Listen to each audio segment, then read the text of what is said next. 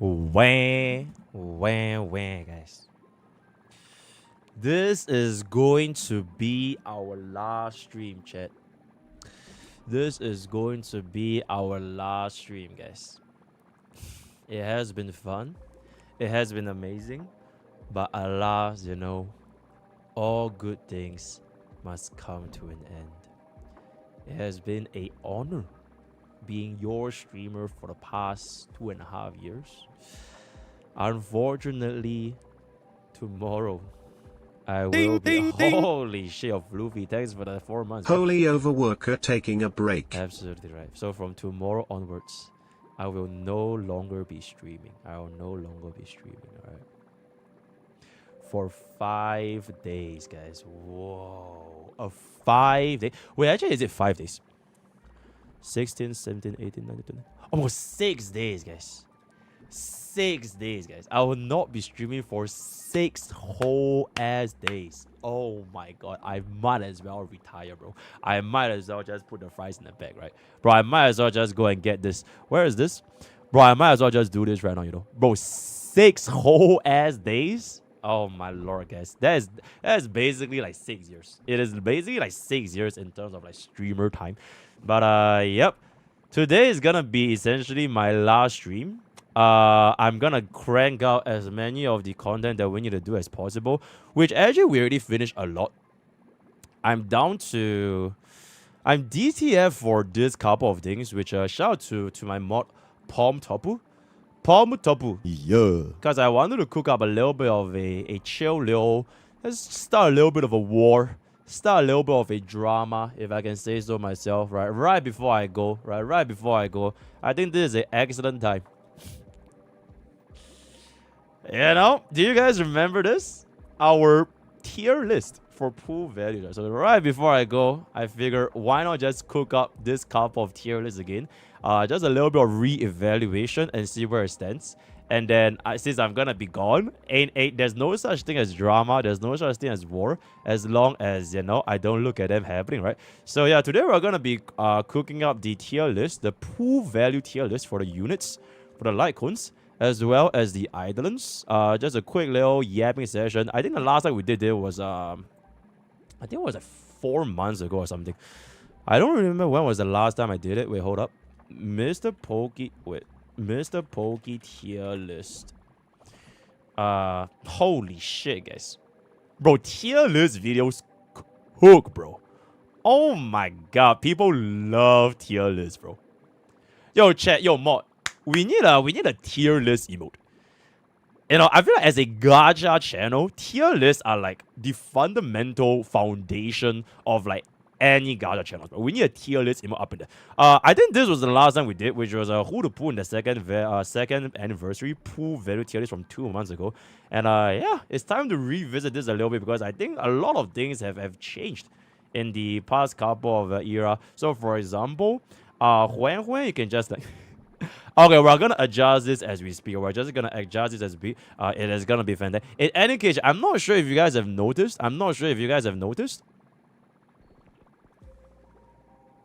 Tomorrow is Kira-san Black Spanner.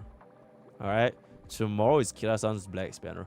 And if you guys are going to be good Musume trainers, you damn well pull for her. Alright? So in our very, very competitive village in exclamation Discord, we will be checking everyone for the Kira-san Black on their account. And if you do not have Kira-san Black, you will be kicked out from the group. It is what it is, alright? Because if you're this is basically the equivalent of skipping a E6 tribute for the price of a E1. Straight up, right? So if you're for real in Musume, you will slam this thing, right? So we will be checking on every single one of your accounts for Kira-san Black. And if you are gone, it is what I'm not in the guild. Invite me begging. Do you have Kira-san Black though? Never doubt my hababa. Okay, wait, chat. Also, I'm not sure if you guys have noticed. Do you guys see this? If you can kind of refer to your top right hand corner, I actually managed to cook up a chat widget for our bee bubblers, guys. I actually managed to find a chat widget for our bee bubblers. So now the bee bubbling gangs, they will also be getting a exclusive little bit of a section themselves, you know what I'm saying? Yep, and there it is, the bee bubblers. Wait, I'm not sure if bee bubblers can see the 7TV emote. Unfortunately, I don't think it's possible. So the only emote that bee bubblers can send is the bee bubblers, the bee bubble. Yeah, every single other 7TV emote. I think the only platform that has 7TV is essentially Twitch. You know, YouTube don't have it. Even though in Kick Chat, y'all can see on your... Oh, wait, they have people clapping? Oh, they have people clap. Okay, they have people clap. Yeah, but Twitch is the one with like the most amount of emotes. So I think I already set it up to the point where, you know, in all these different screens, y'all can see the bee bubbling gangs, right? So if you want to add free viewing experience, right? And every viewing experience, hop on over to kick.com/0 ads, by the way. 0 ads.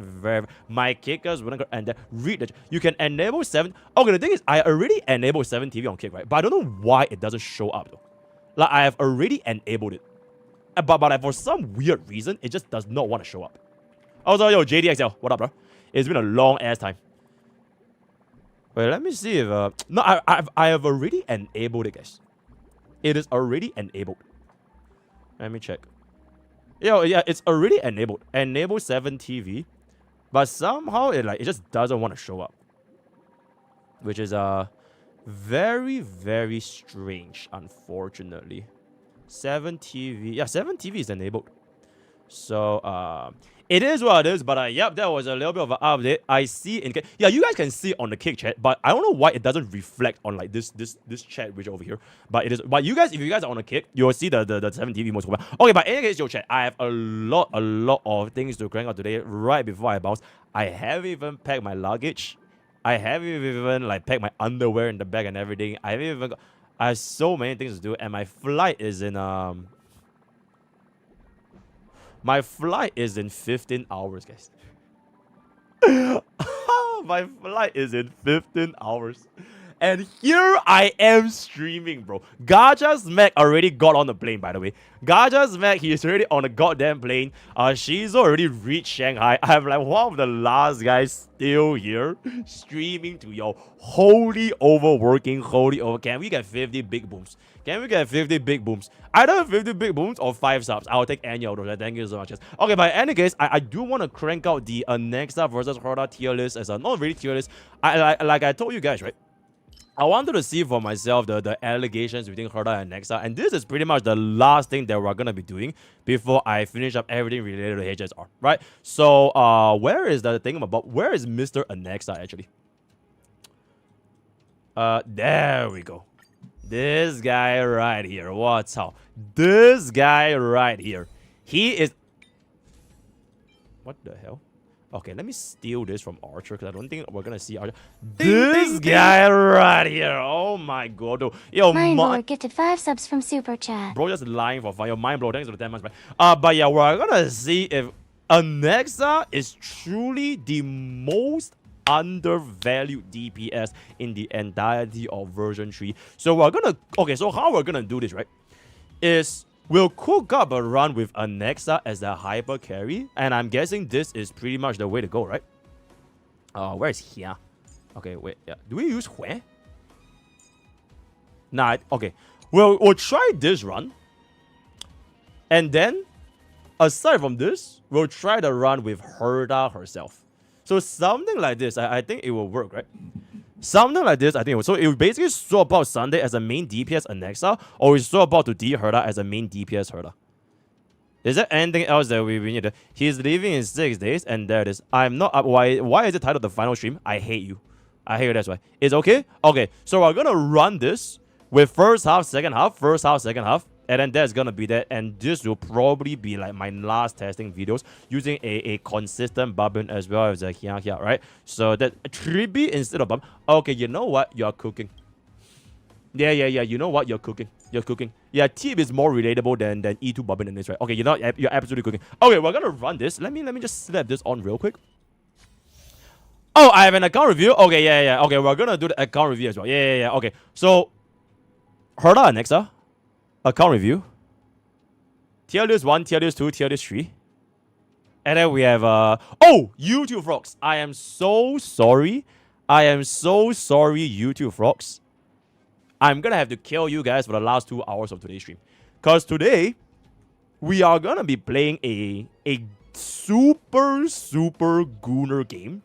And I know for a goddamn fact there's no way I can show this on YouTube. So if you guys want to hop on to see this, it's really, I've seen a couple of animation. There's no way I can stream this on YouTube. I'm actually gonna get banned. So if you all want to hop on over to Twitch. But for the last 2 hours, we're gonna be playing this game called Exclamation Lost Sword. Exclamation Lost Sword. Just one last little research up explain, and that's pretty much it. So YouTube vlogs, I know what's gonna happen. I've really seen that. There's no way, right? So if y'all want to hop on over to Twitch. We're gonna play for our last 2 hours, and afterwards I am pretty much going to be gone. Alright? Okay, so with that out of the way, I would like to ask how was your day, but like holy shit guys, there's way too many things to essentially cook up. Let's just get straight into Daily Village, and then we can crank it up on the up and up and up, right? Absolutely, right? Very good. Okay, set.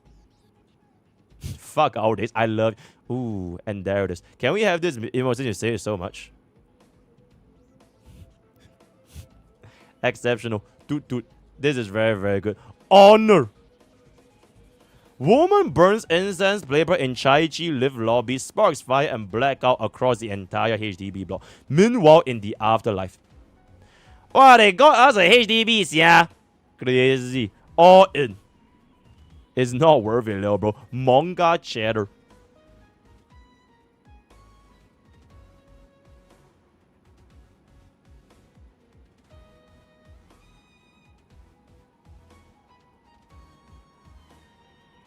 Gulp. Wait, hold up. It's a good yoink though. It's a good yoink. Gulp. Okay, very interesting. That was from Kick Chat, by the way. That was from Acheron versus. Ooh, he wins, by the way. Wow. Yeah, I'm good. Since we have this emote, since we only have YouTube as a 7 TV emote. Nah, hell nah. Nah, I'm good. This doesn't really add a lot of. Nah, doesn't really change anything. What's up? How to say? Get back in the kitchen, bitch. In Chinese. 滚去厨房，滚去厨房，滚去厨房，滚去厨房，滚去厨房。 I would never say that, by the way. I would never ever say that to anybody, especially not the face shot, right? I said, what would I do in this scenario? I just win. Absolutely. Valid pose or nah?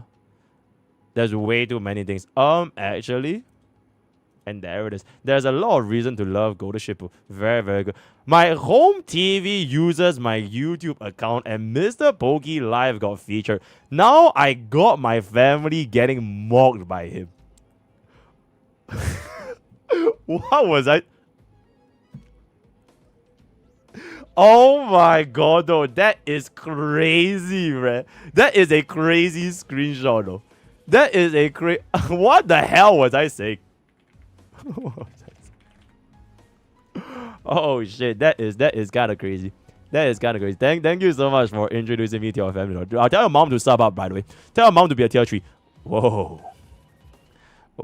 Himeko is Boga. Nah, I'm good. Every face series explains I'll watch one. Super quick appreciation. Holy shit. Oh right, yo, chat.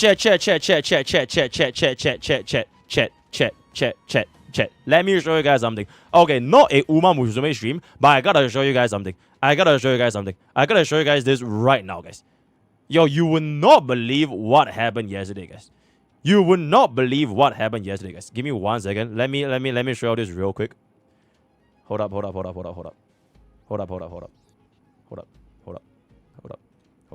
Nah, I didn't get MLB's super creep, by the way. Hold up. Where is this?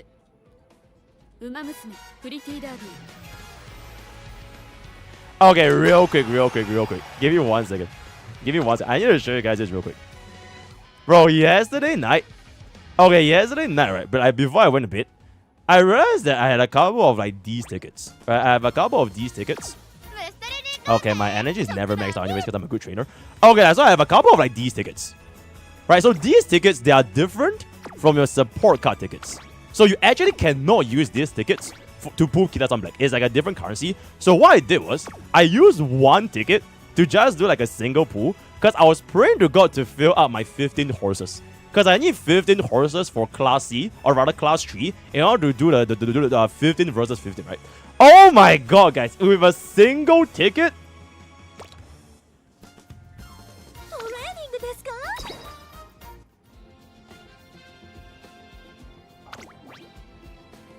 I sniped an Agnes Taeyeon. Okay, you guys thought it was B1, right? It is not B1, but I managed to snipe a Agnes Taeyeon, guys.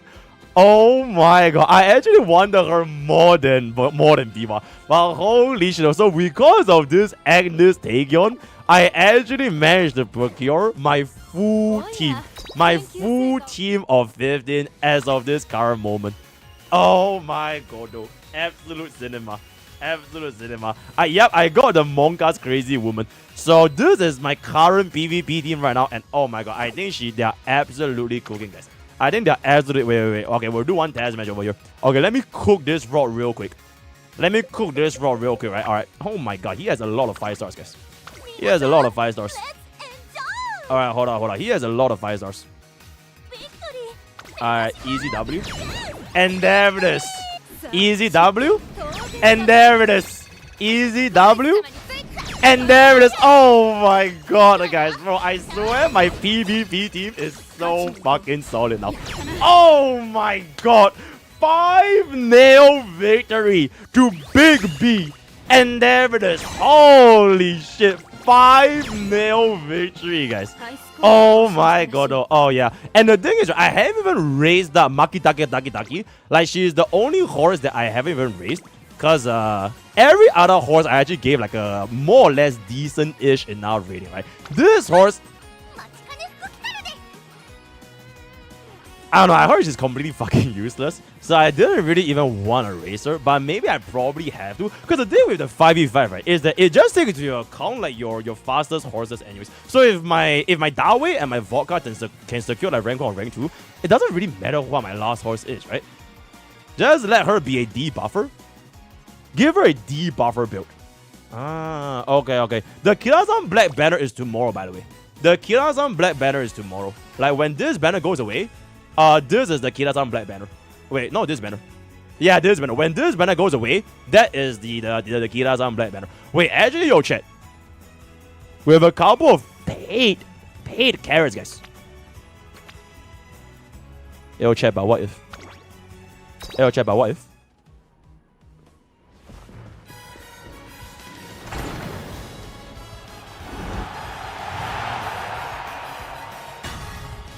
Oh. Whoa, winning ticket. Okay, there we go. Okay, it is what it is. Okay, I'm gonna just slam out this paid banners real quick, right? Okay, I'm gonna save these for, I guess, when Kirazan Black actually comes. So the rest of the stuff I can get a little bit more of a chance. Okay, that's it. All right, no more Uma Musume. That is pretty much it. I just wanted to show you guys exactly what happened. But okay, anyways, back to Daily Vitch. Super click very good. Whoa.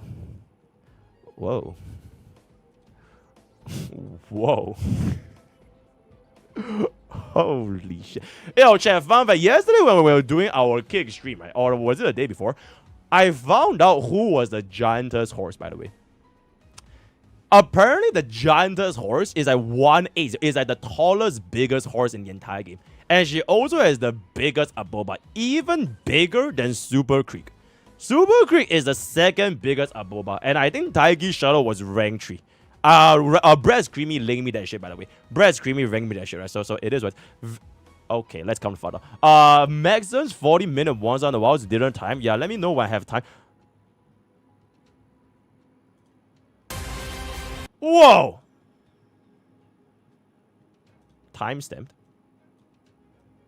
When I get out there, first thing I'm gonna do is I'm gonna find MrPokke, because brother's my translator. See, when I was in Japan, I had Ryuku, my brother Ryuku. I'm gonna come back to Japan, baby. I just gotta find me a ticket. You know what I'm saying? By a ticket, I mean one of these gacha companies sponsor my ass back out there. You know, I only travel for free now. Across the ocean. Bro, I'm gonna teach gachas to make all the slurs, bro. I'm gonna teach him all the slurs in C. I'm gonna teach him 脑残我操 all that. Oh, it's gonna be I fantastic. look forward to meeting MrPokke. We are finally meeting Oh Mr. my Choki, bro. God. Hey, Oh I look my forward to God. meeting you, my brother. And there you know it is. What I'm gonna do. I'm gonna say it, chat. I will. Oh my God. I need to say this is my only opportunity to say, guys. Oh my God, I've been holding it in for like 2.5 years, bro. This is the time I'm gonna say it on the camera. Like, just rip it, bro. I'll rip it right next to Gacha Smack. So I know for a goddamn fact, you know, he gave me the pass. Ding, he ding, gave me the pass. ding. And I'm just gonna. Oh my God. I'm totally gonna get him, Vulcan, and honestly, it's probably gonna be me, him, and Vulcan. Yeah, and we're gonna do a podcast IRL my over God. there. I don't know how we're it's gonna do it, happen, make but it it's gonna happen. I'm gonna keep you guys in the loop on everything Oh we do my over there. God. And It's because gonna we be got cinema. MrPokke as a translator, I'm gonna have his ass show us around China. Oh my God, I'm gonna give. Wait, I'm not sure if Gacha Smack can eat xiaolongbaos. Bro, you have to eat xiaolongbaos when in Shanghai. It's like the bomb, bro. It's like the best thing that any day. I'm gonna have it like with the 牛肉面, bro, the 豆浆油条, bro, 生煎锅贴, all that shit, bro. He know his way, bro. Maybe Oh we my can God, I'm find so some. fucking hungry, bro. Shanghai food is crazy good, and it's so expensive, good so hikes. cheap as well. Maybe we can go up to some sightseeing that he might know about. I know nothing. I know nothing about Shanghai sightseeing. Okay, but I do know like the weird places. Okay, check. I'm basically like a tourist in Shanghai as well. Because like, the last time I've been is like what, 2 years back, and I went there with like my I went with my ex-girlfriend. Yeah. So like it was like super long ago, and I don't really know the place that well, but I know the weird places. Like Shanghai, right? They have a shit ton of anime places. There's this place where there's like I think it was like a 1-to-1 aspect ratio of Freedom Gundam. It's at the Gundam Plaza. So if Gacha Smack is in the Gundam, there's like a super big Gundam factory. There's also Disneyland, and then there's like a lot of like anime places where people legit just cosplay and just walk around the malls. Probably Renmin Guangchang and like Chengwan. But yeah, I'm also basically a tourist. Yeah. We can visit a temple, bro. Maybe I can learn some kung Hell fu no. in that mother. What the fuck did he just say? What did he just say? thing that he might know about? Wait, what? That's gotta be racist. Maybe we can visit a temple, bro. Maybe I can learn some kung fu in that mother. What? You know. Oh, this is like the equivalent. Yo, I'm gonna go to the hood. I'm gonna get me some fried chicken, you know, some watermelons, you know, and I'm gonna and I'm gonna dip it up with the brothers, you know what I'm saying? I'm telling you, Oh man. my Yeah. God, bro. Oh my God, bro. Rush Hour 3 with Gachas. Bro, I swear to God, me and Gacha Smack could cook in Rush Hour 4, bro. Oh my God, that would be so crazy. I'm happy. I am. I'm happy. Bro, it's literally Rush Hour 4. Oh my God, I fucking love Gacha Smack. Because He's such a G, man. it's Holy crazy and shit. surreal to think Cooking. not too long ago, and you know, old Gacha Smack viewers know, not too long ago, Dang. man, I wasn't getting any of these opportunities. I can't believe I went to Japan Cinema. last year, and I can't believe I'm going to Shanghai, China this Cinema. year. The Japan trip was only for 4 days, you know, and 3 of those days was like straight up work, and I was just trying to squeeze in some fun after the work with like Braxophone and a couple of his friends and some other content creators. And This clickbait is crazy. Should I do a video as well? Now I'll call it I'm never coming back. Ryuku, who I just met on Oh, the I'm gone. I'm gone, full stop. spot. 7 days is a lot more time to do some stuff. And so if you guys Vulcan know also did one. or, you know, any activities that you want me to do or check out while I'm in Shanghai, China, let me know. Who knows? I might run into Dwayne. It might be Dwayne may cry. I asked. I personally DM'd Dawei. He's like, nah, he's not free. I tried getting a meetup with Dawei. Then like, nah, I'm on my yacht and like the other side of the earth. So like, yeah, I tried, man. He's not gonna be. I ate. Dwayne, brother, is that a yacht? I'm having way my too much God, fun on that this is video, crazy. bro. I just wanted to update you. Oh guys. my God, this is crazy, bro.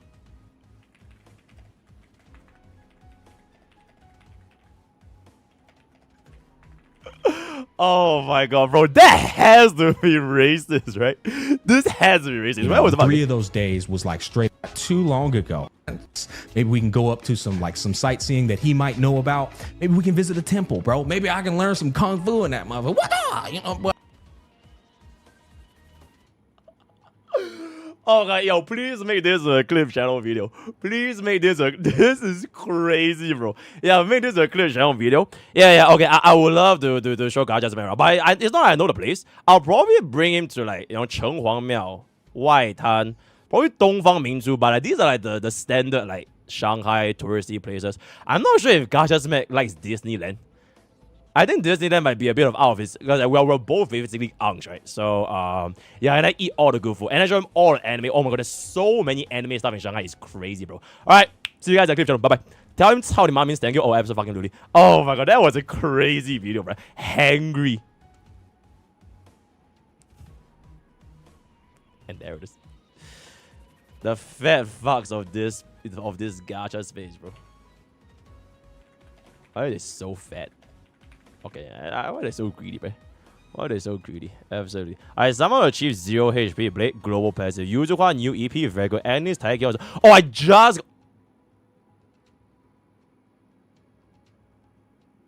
Yo, is she okay? Oh my god. Yeah, I've seen this edit before from Brett. Oh my god, she's not okay. Cinema? Oh my god, guys.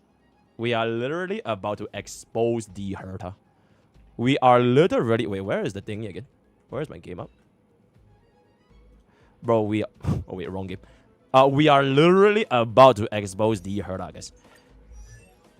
Oh, I need to give her proper regs a little bit, but oh, you know what I'm saying? Wait, hold on. Let me steal this from Acheron real quick. I feel like this Herta is pretty G, right? I do want to try hitting a 118. If we can hit 118, then we don't need speed boots, which saves us a lot of substats, by the way. 114. Wait, hold up. Let me hit 118. Just for the... Because I need to gear bro a little bit anyways, right? 114. I think I have an attack boots with speed, right? Oh, this is beautiful. Oh, this is beautiful, guys. Oh, my God. I'm missing one speed sub. Oh, my God. I'm missing one speed sub. That is crazy. Oh! Never mind. Nobody cares about Jingneo, right? Yep, there it is. There we go. This is 87.8119 plus ZDD is 134 effective. Okay, this is fine. And then our Anexa is faster than the Herta to generate our stacks. Exceptional. Actually, Anexa is a little bit too fast. Yeah, if I can drop down bro speed, I would.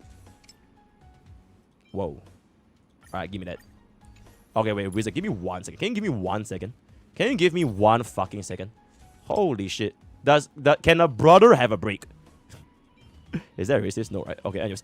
Whoa! Wait. This is good. This is good. Oh, 129. Oh, 129 is good. Oh, this Anexa is crazy.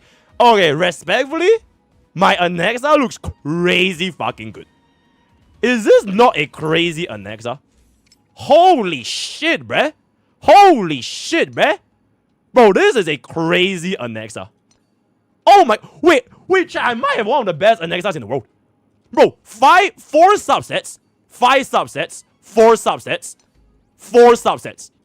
Bro, this might be one of the best Anexas in the whole world. Like, I'm not even trolling, man. Wait. Let me see if we can get a crit rate chest. With, like, better subs. Oh, I only have 1. Oh, okay. It is what it is. Okay, we're still roll this because, like, even though the speed is a little bit wasted. Bro, this Anexa is crazy good, no? Tell me I'm wrong. I'm correct. Check Silla Land to see my ranking. Okay, will let Silla Land register my thing here because I just updated the gears, right? Okay, wait. Anyways, yo, Wizard, what do you say? Wizard, what do you say? What do you say?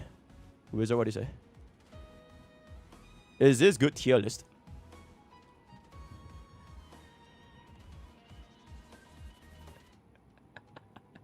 Ooh, yikes. I did not say that, by the way.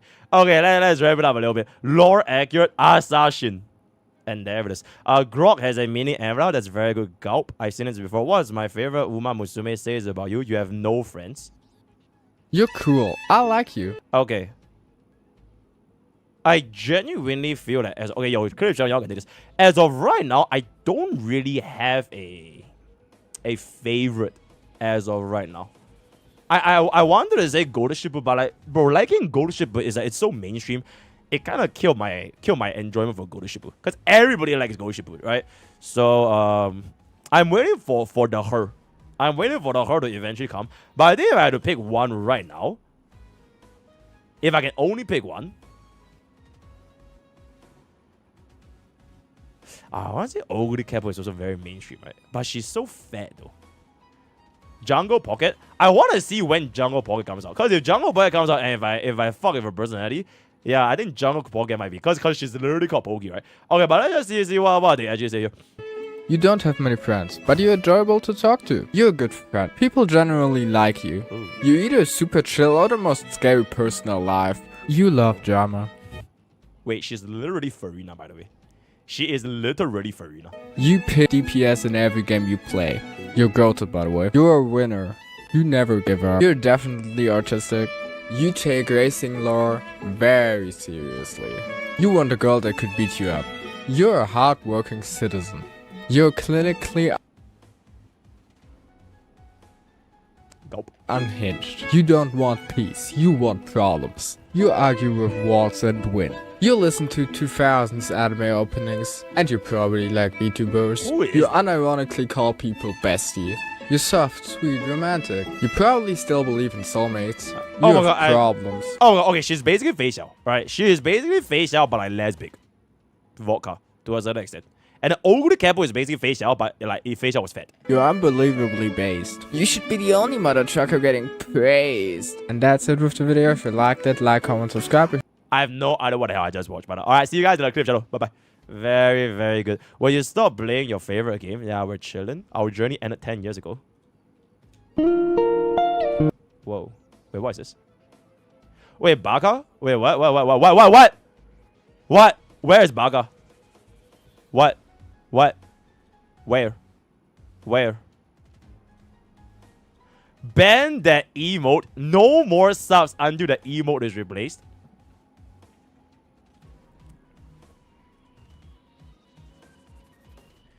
Hey, yo, money talks, guys. It is what it is.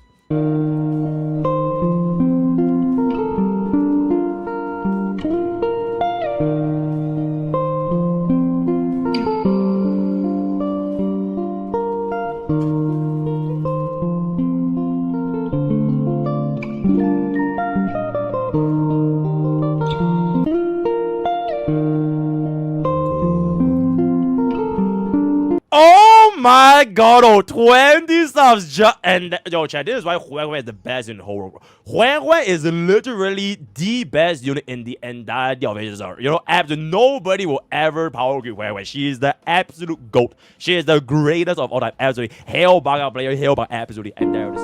Exceptional. Exceptional. Oh my god, Inazuma.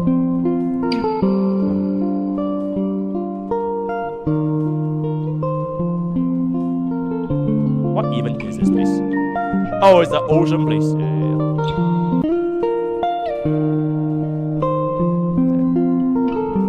Okay, that's where. Oh, this was where the we fought the bread, right? We fought the bread.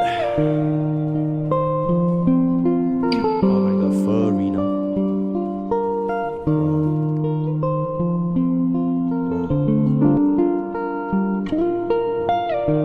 Rovnova Blush.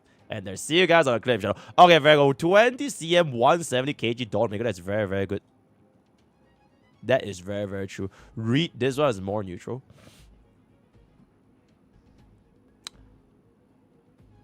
Nah, I don't want to reuse a war asset or something. Because we really have war, right? We really have war, so it needs to be. Right. Whoa, did you really say that? I did. Yep. Absolutely. Yo, Magical, thank you so much for your unwavering support. Yep, yep. Watering Wave playing Father, a very, very good. Gold Sheet mods, yes. You know, Gold Sheet below, yeah, absolutely. Fat.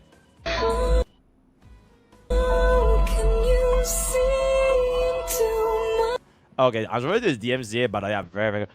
D.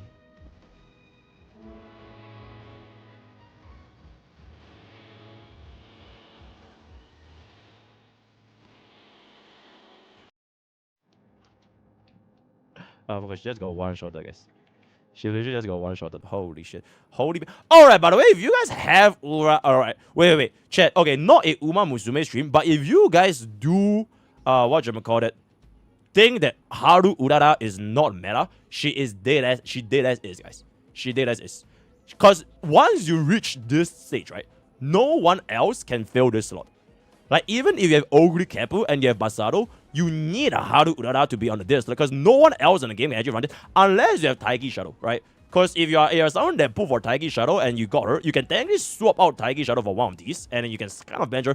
But me personally, I think Harurara, she's a very, very decent pick in terms of meta. Even from like meta perspective, she's quite good, right? She's quite good. She's not as bad as it's just a meme, right? At the end of the day, she's kind of just a meme. So it is one. Holy reroll, very calls and table calculator. Holy shit, that's crazy. I guess CMPA just Hoyo shows absolutely do it. But okay, chat. With that, wait, what is this? Jenna has been. Okay, that's crazy. Okay, with that, we have come to the end of Daily Village. Oh wait, chat. Before I move on, yo, chat. I am going to Shanghai in like less than 15 hours, right? Do y'all have any laptop recommendations? I just asked my exclusive Oilers in the VIP penthouse. These are one of the Giga Oilers where we talk about the craziest shit ever.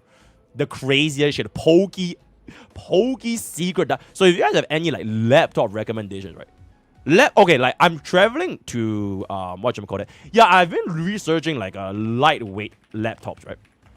Is there any recommendations for this 2025? I heard of the Ace. Oh wait, I was literally searching up in like Lazada.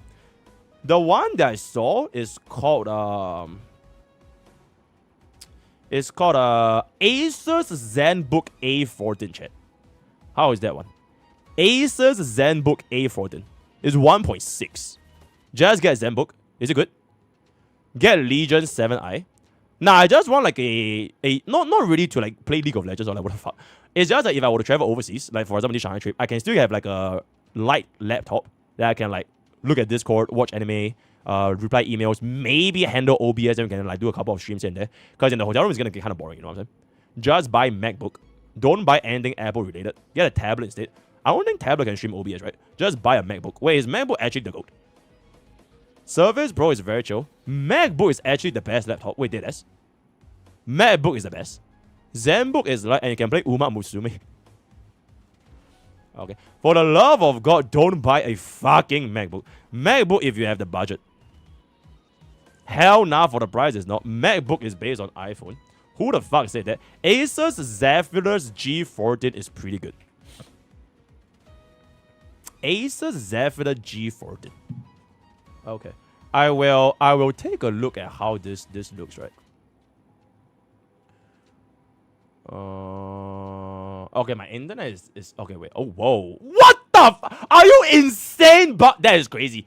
You are crazy. Nobody is spending 4,000. You're fucking okay. You know what? I'm good. All right. Okay. I'm sorry that I asked you about player, but let's just move on a little bit. Okay. Very, very good. Have you tried asking ChatGPT about what it thinks about MrPokke as a Honkai Starbucks content creator? Nope. If you want to do it for me, that will be absolutely fantastic, right? Finally reached level 30 in the battle pass, which here have the best value. The one with the most. Oh wait, sweaty Light Cone. I love sweaty Light Cone. Do you listen to BTS? Hell no. Bro, if you listen to K-pop, you're banned, by the way. What kind of kid would Sarija have? I have no idea. Hi, I hope you're there. I've been doing good Mr. Pokemon. As a streamer of many talents, would you upload a Singaporean gacha addict boyfriend?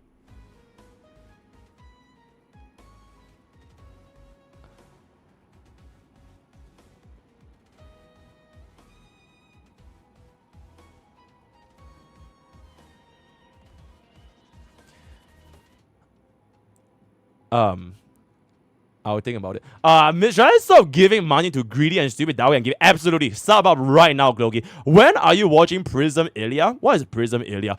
Students on Reddit, is it true that Hoyo glazes Sunday to release a final on Saber? Well, Sunday has a massive dev bias. Someone clearly in the team like him. He was the only one of the first male half to get his own dedicated. Yo, chat, fun fact, Sunday was like super pushed in CM, by the way.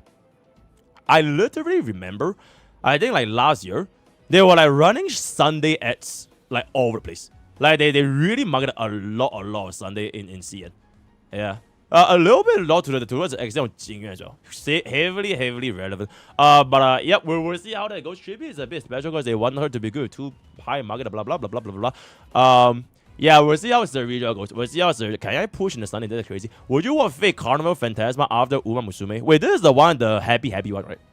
Is the happy everyone is happy? The everyone is happy anime, right? Is it? Yes? Okay. What is my top 3 Hoyo music? Come Alive, Wildfire, Nightglow. I'm surprised Proy is not here. But, okay, Come Alive is really good. Come Alive is really good. Proy. This song from wait, what's the name of this song? There was this song from Honkai in Battery. HI3 train song. Is it? Is it this one? Yeah, this one, right? Is it? Yes, it is. Yeah, this one. Yeah, the train song. Okay, yeah. Where is it? What's the part? Okay.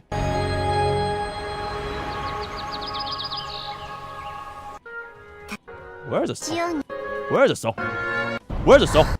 When good friends are going away, will you wish them to remember your name? I think this is my favorite song here. Actually. It's so good. Good days are passing away. Will you promise your heart remains the same? Never can we suspend the time, having to leave the tracks behind. There is a longer way ahead.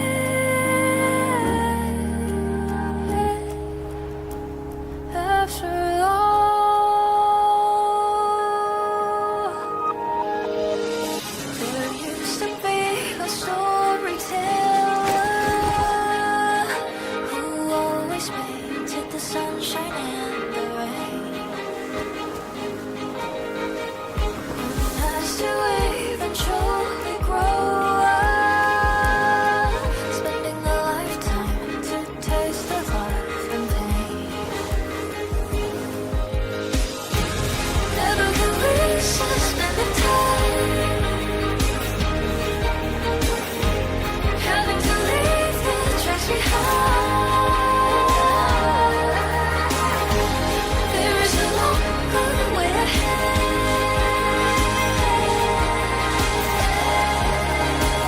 After all, if it's too hard to say goodbye, give us a try to sing around. Feel the beauty of this world.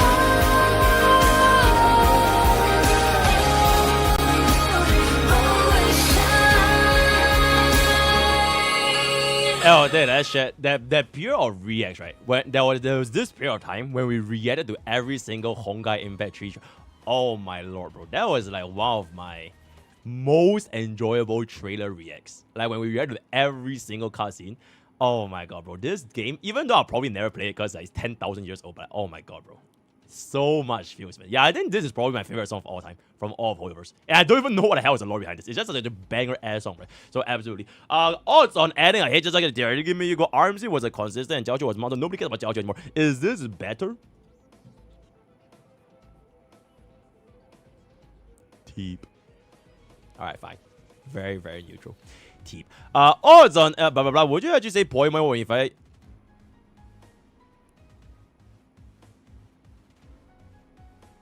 okay, the thing is, right, guys, the thing is, I can say it, but like, as long as it's like I'm saying it in the context of being CN, it technically works.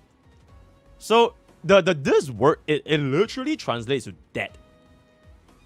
Like, 那一个 is like dead, but if you take away the E, then you just say like, you know. So technically, it's already there. You know what I'm saying?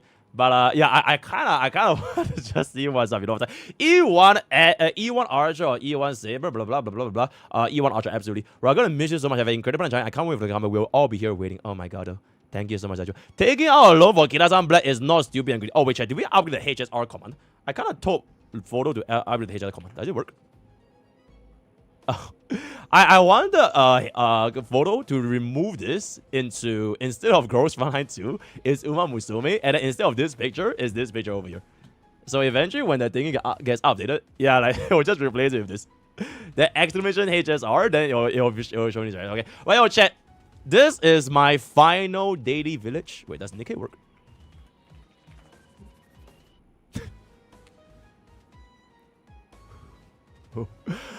This is going to be my final daily village, guys. Hope you guys enjoyed this quick little segment. Hope you guys enjoyed this quick little, I think this was a very, very enjoyable. Holy, welcome to all the new villagers. Welcome to all the new villagers. Next time I'll see you guys back here again. It is gonna be in 6 days, right? So I try to react to every single thing from the community here and there, and you know, parasocial, not parasocial, whatever is gonna be. Join us, right? We have Ethereum Restart, Honkai Starbucks, Uma Musume, Zenless Zonjo, Water Waves, Uma Musume, Zenless Zonjo, League of Legends, Honkai Starbucks, Zenless Zonjo, Uma Musume, all that kind of stuff. Our work, yep, and there it is, right? And we also have a couple of giveaways here and there. I think the next giveaway we're gonna be doing is probably gonna be on Highlands banner. Highlands banner when DOD comes out. So that'll be our next giveaway. Stay tuned over here and exclamation Discord, exclamation Discord. Okay, chat, with that, it is time to get in.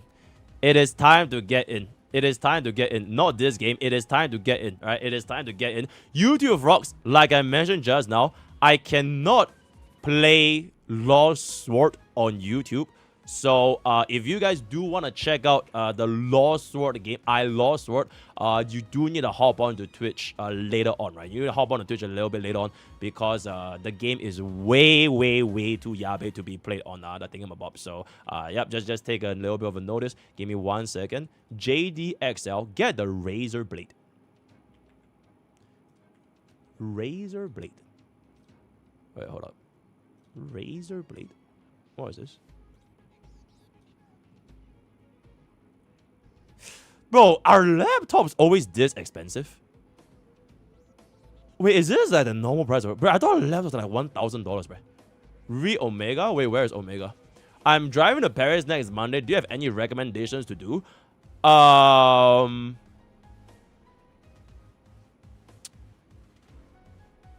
There is this walkway along Eiffel Tower. It's like a park with a lot of trees, and then there is this specific place like in between the entrance towards the Eiffel Tower, like right outside. Don't get scammed.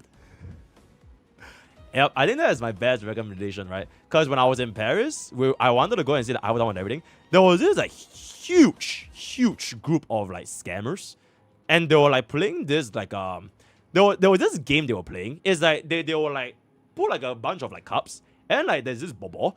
And then there will be like this group of people around this bubble.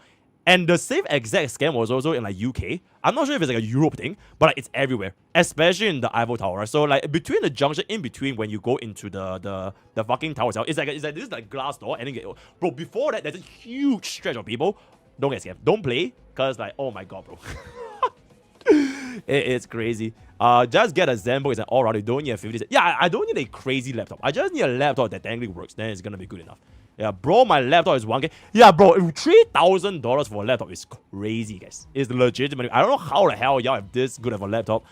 I'm good. I just a very, very chill. I'm a $20 laptop, right? For a $20 streamer, I just, you know, I spent everything for the goddamn thingamabob, so I'm complete, bro.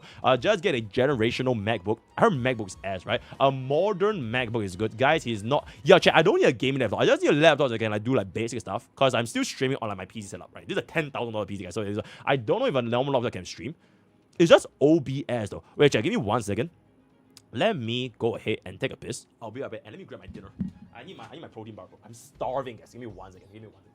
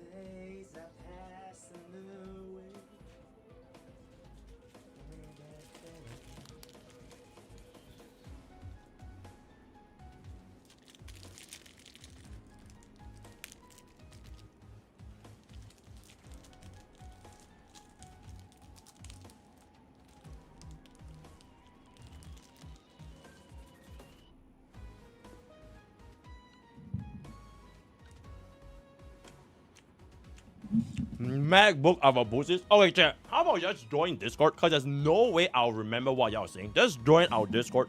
Slam it in the chat room. And then I'll see the recommendations. But honestly, I'm not gonna lie. I think I'll just trust Wagashi. Whatever Wagashi. Because bro literally works in tech. So it is what it is. Wow. Holy shit, though.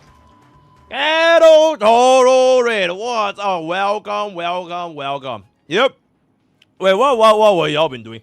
We are just about to expose the biggest fraud in HSR history. Holy shit, thank you so much for it. Right? Hope you guys had a great week. Yippee. Welcome. War? There's no war, guys. There's no war. We're experimenting. We're limit testing. Yo. Tamayas? Oh, okay. Yeah. Ask Timmy as he streams from his laptop sometimes. Oh, okay, yeah. I'll do it. Armbit. Can you guys be normal? Okay, anyways, we are gonna get in right now. Wait, let me finish this dinner real quick. What kind of build is this? It's the best hurdle in the entire world. Because we have optimized for DDD, 118 speed gives us a second action. So all you need is 118. You're welcome, by the way. Oh my god.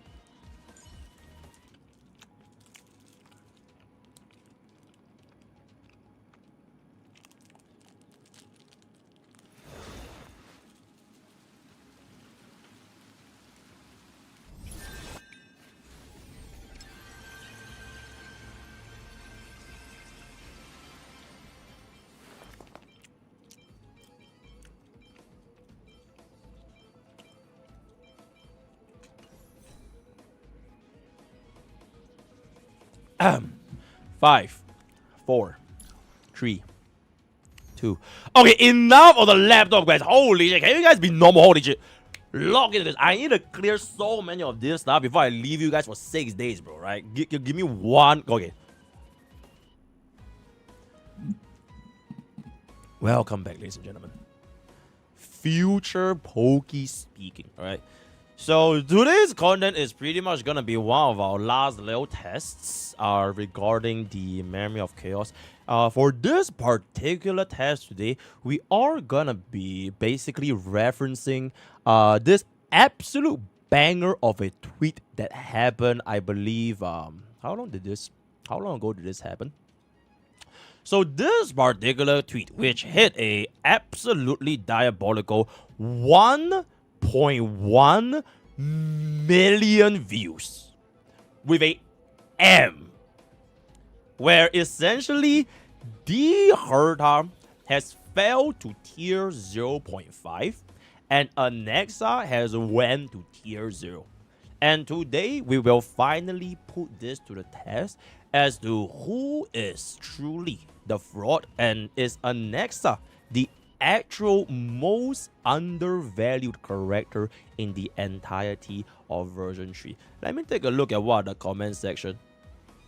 Okay, you know what? Let's just not go to war. We're just gonna be very, very neutral and just see, exactly what this shows. So the first thing we're gonna be doing is essentially swapping these two out, right? In order to maintain consistency, it is gonna be essentially a neutral tip with a neutral here. Okay, chat, do we use Hyacinth? Yeah, I think Hyacinth is very, very neutral, right? So we're going to be sticking with these two as a neutral, and Anexa's build is going to be exactly the same at 129 speed, 95% crit rate with 171 crit damage, which, you know, all things considered, this is pretty much the one of, if not the best Anexa builds in the entire world, by the way. Perfect subsets, almost perfect subsets, more or less perfect subsets, absolutely insane subsets. Oh my god, what the hell is that? And there it is. One of, if not the best Anexas in the entire world. So comparatively speaking, my Herta build is just not gonna be as strong. Crit rate with 2-piece Izumo is gonna pull us at around 87.8% crit rate. So if I miss the crit, it's gonna be wallahi, it is what it is. But I have tuned my Herta as well as Anexas to take at least 134 speed because of the power of S5 DDD. Also, yep, take into consideration, I ain't got the goddamn HSR Light Cone, right? So it is what it is, right? Take this into consideration. We are going to be running their S1s. And without further ado, bada boom, bada bing, bada bang. Okay, yeah, it's been a long ass time since I've used the Herta, by the way. A long ass time since we used the Herta. Alright. Because True's thing is technically supposed to be Ice. I'm not sure how big of a handicap is Ogre Capu going to be this time. Let me bring this up a little bit more. Okay, there we go. Oh, wait, shit. Holy shit. Wait. Why are we still playing in JP, guys? Why are we still playing in JP, guys? Wait, I need a better VA. Give me 1 second. Hell nah, bruh. Hell nah. 很好. Alright, now we can go for it. Now we can go for it. Right, let's go. Alright, let's go. Spanish is better. Basaro, is there even Spanish HSR? I don't think there is. Right? Alright, we get this up. She's gonna go in. She's gonna do this. Horse is gonna hit us in the face. No reactions whatsoever. Alright, let's get this up. 3B is gonna activate the. Alright, 3B activate the. Alright, very good. We'll activate DDD after our Thingamabob goes here. So we can get a little bit of the booms. Alright, we'll get a little bit of the booms here. So this is gonna go here and then activate the field. Alright, so you can see over here, speed tuning 7284, no one action. Oh my god, by the power of DDD. 119 speed Herda can also be 135. Absolutely insane. Absolutely insane. We're just gonna go in for the booms or with a Nexa in my opinion. No, actually, yeah, getting out energy will be pretty good. So we get a bit of this thing of about 185. Now we need to kill the horse because the horse has like 5 billion HP. So it is a very unfortunate. I think we can try cutting in. I'm not sure if this is gonna be able to help us get this thingy over here. Does this cancel? Let me see this. Okay, it does cancel. Okay, that's fantastic. We're just gonna keep aiming the horse because I know the horse is the pain in the ass, right? Yep. Okay, then we go for the double skill. 149, 174. And then the Herda, you have to one-shot this guy right here. You have to one-shot the Ice Rest Horse Rider. Even though we did implant the Ice Winners, but we do not have E2.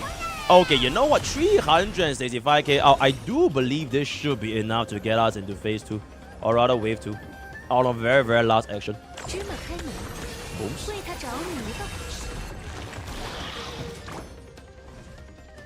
Excellento. Excellento. We're gonna go for the basic. He's gonna summon his goons. And then we're gonna start doing this over here for a little bit of an AoE. Trippy is gonna go back up in a little bit. There we go. Can we get a DDD? Can we get a DDD? Can we get a DDD? DDD? DDD? DDD? DDD? Oh my god, we didn't get DDD, guys. Fuck. Oh, not getting DDD was a little bit annoying. It was a little bit annoying. But I think at this point, we can just essentially perma spam skill on Nexa. Because Hyacinth's only job here is just do the basic attack. And so is Trippy. So let's go for this thing about. I need to wait DDD after Herda's turn end so that we can still maintain 134 effective. So this goes for this over here. And afterwards, we get DDD. Bring both up at the same time. Bada boom, bada bing, bada bang. And afterwards, we can activate a Nexa's ultimate. Okay, big hit. Huge hit. Huge follow up. Alright, Ika can just do whatever the hell this is. Alright, both bugs should just die here. Pop. Pop. Then Trippy goes for the booms. And then this guy's gonna summon again, right? He's gonna summon again. There we go. There we go. Okay, we're chilling. We're chilling. Okay, I don't think this is gonna be a 0 cycle, so we're just gonna play as is. We're gonna play as is. Okay. And then we just double skill. And then we're gonna go for the Herda big boom here.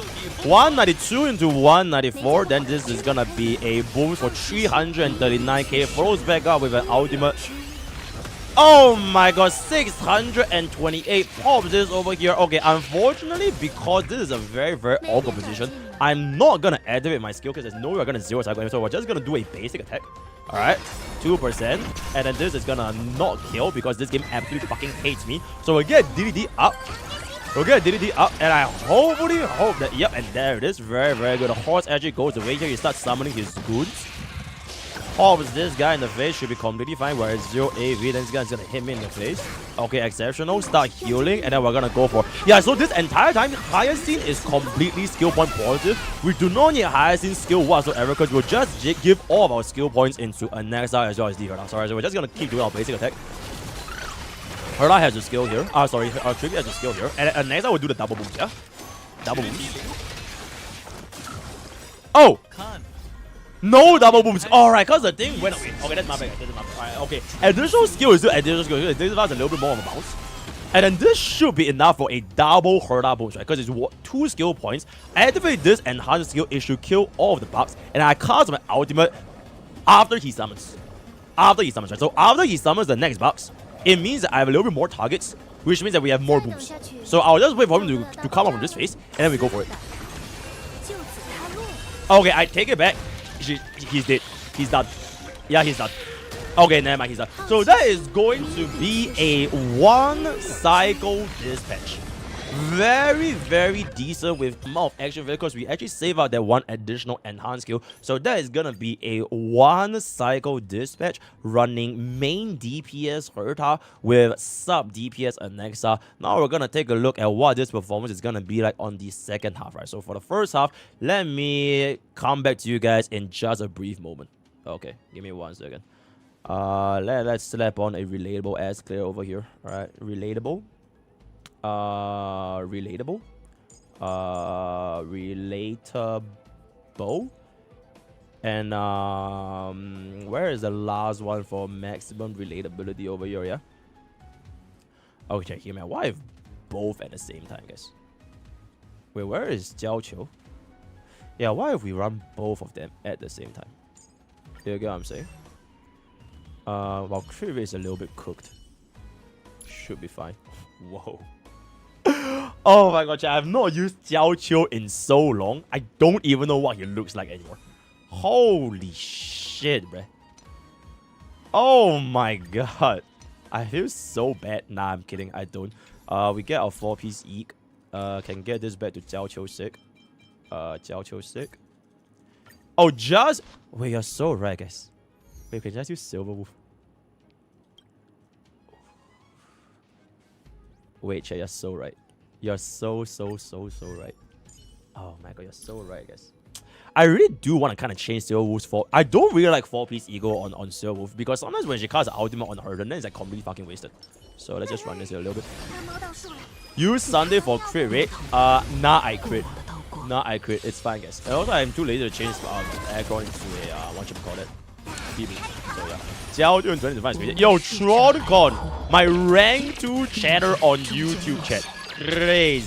Fighting Hule with her is crazy. Yo, kickers, how do y'all like your new home?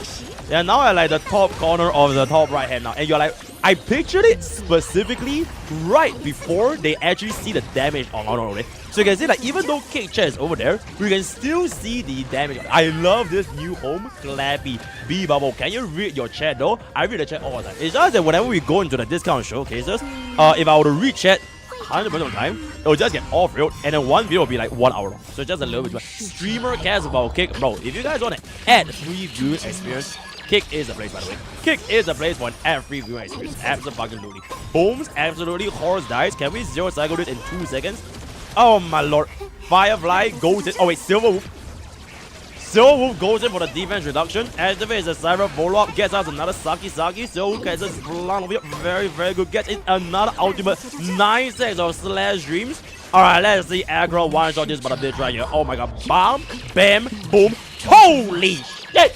2.3 million on a E2S1 Acheron.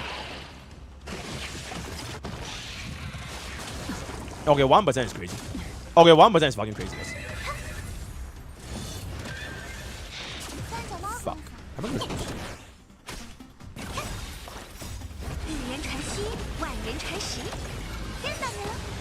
Yeah, I just waste 1 million damage on 1%. 我为逝者哀哭，怒雨终将落下。 Oh my fucking god.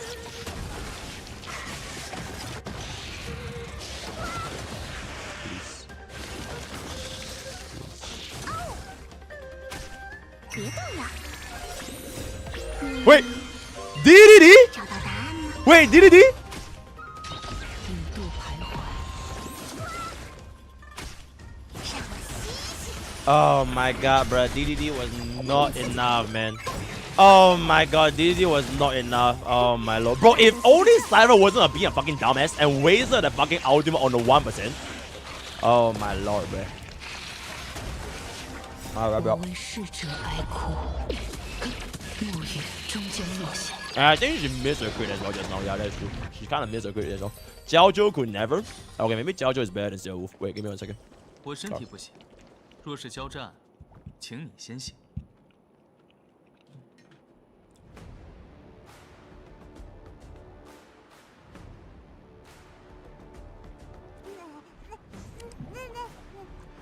Alright, we back. Second half. Boom. 魔术技巧，我操。Boom. Okay, second half against Hule this time, featuring our D Herda. Oh shit. Okay, AI button is going a little bit skittish over here. That is okay. That is not too ideal. The AI button going a little bit schizo is okay. Chat, we need to restart this because I wanted to save my Hia ultimate for when he actually summons his goon, so I can instantly cast my Chibi ultimate to cast the DDD action very advanced. Yo, Azuri TV, that is on 18 months. 魔术技巧，我操 ！Thank you so much for 18 months. Alright, he's gonna hit us in the face, and then he's gonna summon his goons, and after he summons his goons, we activate ultimate, and then now we're gonna be able to get the DDD follow up. So he's gonna be 25 AV over here. Instantly DDD activates into the ECA. Booms, and there it is. Perfect calculation, perfect speed tuning, perfect streamer, MrPokke if I can say so. Yo, Ignite, thank you for the $5 tip. Is E1, Tribute 2, who's Sparkle E1? Everybody's E0. They identify as E0 Ezreal. They identify as E0 Ezreal. We're just gonna go in for the double skill, or rather the single skill, because I'm a fucking liar. Alright, he's gonna hit this over here, and after we can double skill with Herda. Yep, 243k, goes back in for the follow up there. He's gonna hit us in the face for absolutely zero reaction whatsoever. Alright, this is completely fine, so we're gonna skill into a skill right here. Alright, let's see. Herda, do you still have it? Do you still have it? 1.2 million!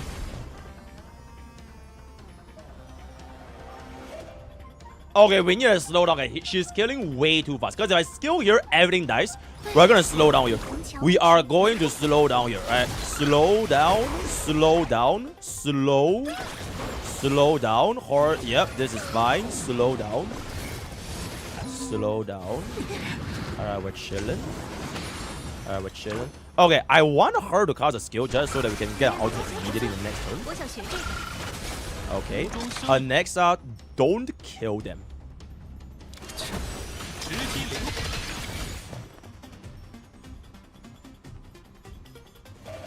Fuck. He should have skilled. He should have skilled. I hope the tribute has enough energy to cast DD.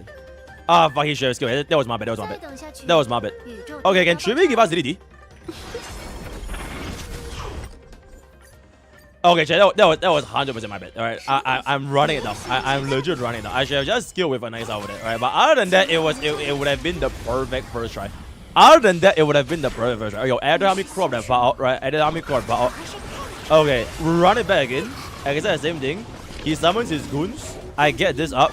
3B DDDs. 3B DDDs. Booms. ECA go. DDD. And then we get double. We constantly cast our skill over here. Okay, next just goes for the skill once. And then we ultimate immediately. And then we double skill. Oh wait, we don't double skill with D Herda, right? Ah yeah, we don't double skill. We save one. He's gonna hit us in the face for absolutely zero reaction whatsoever. And then he's, oh my god, that was quite a decent chunk of damage if I can say so myself. God damn, but sorry guys, I'm a little bit high on gamers out. Oh my god, 1.2 mil, that's very, very good. Okay, we're gonna go basic on this guy over here. Basic attack. Alright, basic attack. Okay, very, very good. Alright, basic attack. Alright, he's gonna unfreeze. He's gonna hit us in the face. No reaction whatsoever. Okay, now we actually get the energy for DDD. So honestly, it wasn't even my fault just now. Because it was just bad RNG, bro. It was literally just bad RNG that we didn't get the tribute DDD over here. Because now we clearly do have the DD, right? Okay, next up, are you him? Holy shit. Okay, so we got that done. Kill a little bit too fast, unfortunately, because now my Herda cannot cast her. Get us one more skill point. Next up, kill a little bit too fast there. He goes back in for the toot. We go for the basic. He's gonna toot again. Hits Anexa in the face. Alright, Anexa ultimate immediately, so we get the weakness implant, and then we can do the double skill. 125 into the double skill tree floor. Hopefully this other minion dies as well. Okay, there it is. Very, very chill. 155k into 143. Now Herda can double skill. 42 stacks. Bada boom, bada bing, bada bang. Single target. 500k. Flies back in for the ultimate, and then we're gonna do it again. 133. Floors of attack is trippy. This is only 12 stacks, so we kind of have to wait, guys. It's only 12 stacks. We kind of have to wait. I'm gonna wait for the 42. Hits us in the face. Go back in for the basic. Toot goes back in for the toot. Okay, we're for the thingy to summon the thingy. Okay, now we can do this. And afterwards, the Ika is gonna go ahead and eat that thingy. And then toot goes in. Okay, toot goes in, and then we get a DDD off from the toot. Alright, DDD activates again. Okay, he hits toot in the face. Okay, that's fine. Alright, we're getting quite a bit of energy here. Alright, so Yaya will just constantly do basic attacks. Except, so now a Nexa can go for the double booms, yeah? Booms 1. Ooh, 11% is kind of overkill, but I think we just kind of have to guess. There's no choice, right? Then we'll save this ultimate after he changes face, so it's fine. So we just go for the kill here. He's gonna pop this. Alright, he's gonna change face. Okay, it's fine. Okay, it's fine. Alright, now we're gonna implant the weakness. We can actually instantly cast Herda out because we were at 84 action value, so it's quite a lot of room here as well. Okay, this is fine. This is 15. We can just go for a normal basic. Okay, MOC debuff goes in. We're gonna do this, and then we actually have the skill with Tribi over here. Tribi skills. He comes back out. Then he's gonna hit us in the face. No reaction. And next I will cast the Oh shit! I should have saved my Anexa out there. Not gonna lie. I should have saved my Anexa out there because oh my god, Hule is so fucking fast. The fucking thing went away, guys. That is a little bit unfortunate. Okay, we are gonna wait for the thingy to summon in. The wolf comes back in. Activate DDD. DDD activates back up. Okay, after this comes back up, Hyacinth can activate the ultimate here, so we can deal a little bit more thingy over here. This flies back in. Booms. Okay. Tutu goes. This 33. Okay. Okay, 137. I feel like we just have to go, guys. We just kind of have to go. There's no choice here. Alright. Get rid of the booms. 630. And still we can get it up and up, but can we get it up? Can we get it up? What? Oh. Okay. Oh, wait. 好奇心可是很危险的，你的确是乌有之。 Okay. 35. Let's do this first. If Herda can just kill this guy in this amount of stacks. 26. Do you think it's enough, guys? I mean, we just try, right? There's no point not trying. We just go all in. Because that is, if we don't clear here, we clear next cycle anyway. So we just try. 26 stacks. We just try. Oh, it's not the process. Okay, we did break him. We did break him. And then afterwards, Anexa is gonna go back in for it. Okay, I think for Hule, you just need to kind of just save up your. Yeah, you kind of just have to save up the Anexa ultimate though, because he's really fast. So I will save up Anexa's ultimate actually on Anexa's turn. So when Anexa casts his own ultimate, Hule is guaranteed the double skill follow-up, right? So that will be a 2-cycle second half with Anexa plus D Herda. 2-cycle against Hule. Now we're gonna run it back. This time.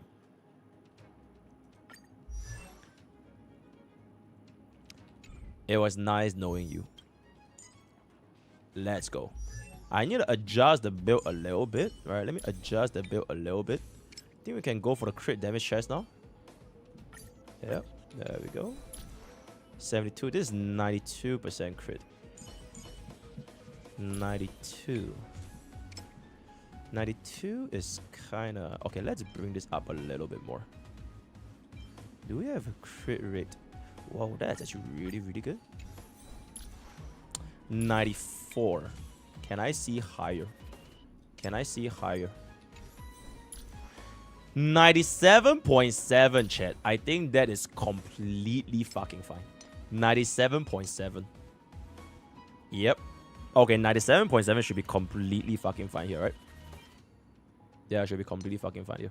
97.7. I need to drop Sunday speed by 1. My bad, guys. 126. Because I don't want to deal with that. Unless the decimal actually kicks in. Wait, let me see if Alexa is faster than Sunday. Give me 1 second. 我身体不行。 God. Yo, line what up? 是心智了吗？ Oh my god. Okay, wait. Yeah, I need to drop Sunday speed by like point some shit. 126. 22. Bro, I literally have 0 speed subs, guys. Wait, I can't even drop bro speed. I have 0 speed subs. Oh my fucking god. Okay, this is a pain in the ass, guys. Oh my god, oh my god, guys.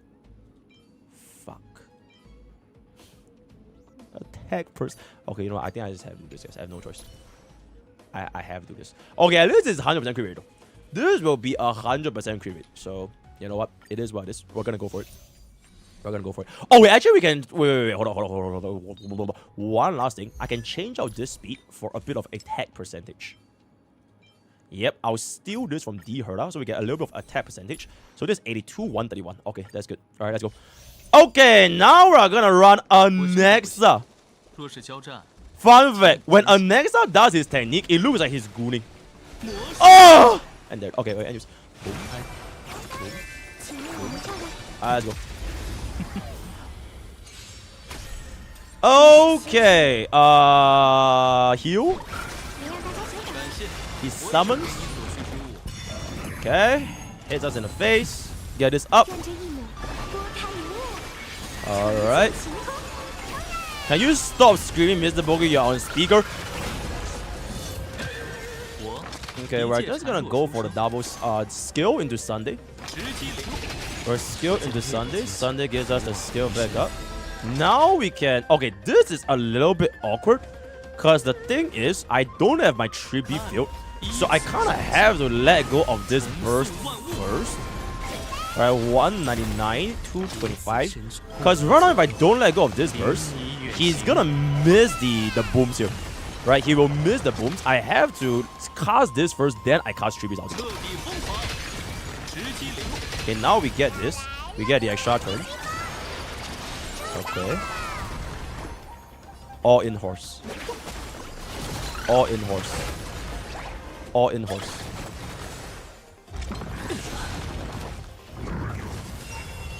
All in horse. 有事吗？ Okay. We have 4 more skills. 彻底疯狂。直击灵魂。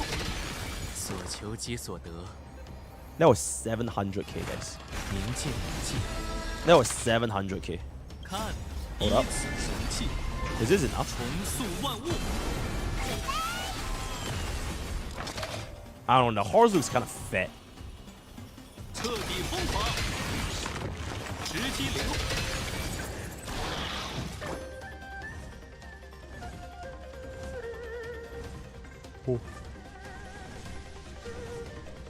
Okay, I have the basic here because I need to give skill points for next up. Okay. Okay. We actually get the ultimate on this one, which is really good. 重塑万物。 400,000 out. 彻底疯狂。 Double booms in over here. 我将越过金。 Gives this us back up. Double booms again. 彻底疯狂。 Okay, the bugs die to apply vulnerability. 直击灵魂。 Oh shit, we can out 表演 again. 以此神器，重塑万物。未来是光明的。 Okay. We'll wait for him to summon his thingamabob first. Okay, get this in. Then we get this in. So this will give my Anexa the next turn. 开一面，纯净晴空。 Alright. Alright. Alright. Booms. Hits. This doesn't matter. 指引 Continuously hit this guy. 我 Alright, now we 一 go 切 all 彻 in. 底疯狂。 That's 1. 直击灵魂。 That's 2. Sunday arises us back up. Is this enough for out? Fuck, I'm 5 energy off. That's crazy, guys. I'm 5 energy off. Because Sunday out is fuck, I'm gonna lose Sunday's crit. I'm literally 5 energy off. 若心中仍有疑惑， It's enough. No, the thing is, if I were to cast Sunday out right now, and I cast my skill, I'm wasting a shit ton of energy. Because all those extra bounces, it wouldn't generate energy. You get what I'm saying? So what I need to do is I sacrifice the first out first, and then Sunday, no? 彻底疯狂。 Yep. So this pops, and then this kills. Phase 2, he counts back up, he summons a thingy. Alright, I let him hit me in the face first. Okay, now I cast this. Then we can get this back in. Yeah. So I can get more energy for the next rotation. It's not gonna zero cycle anyway, so it's okay, right? It's not gonna zero cycle anyways. Unless DDD saves our ass over here. Now we're too far for DDD, guys. We're a bit too far for DDD. We're too far for DDD. Alright, this is what it is. So that is going to be 80%. MOC debuff. Oh, wow. Okay, the MOC debuff actually got that thing for us, which is really, really good. Dude kills the other guy. Okay. We skill here. He's gonna summon and charge again.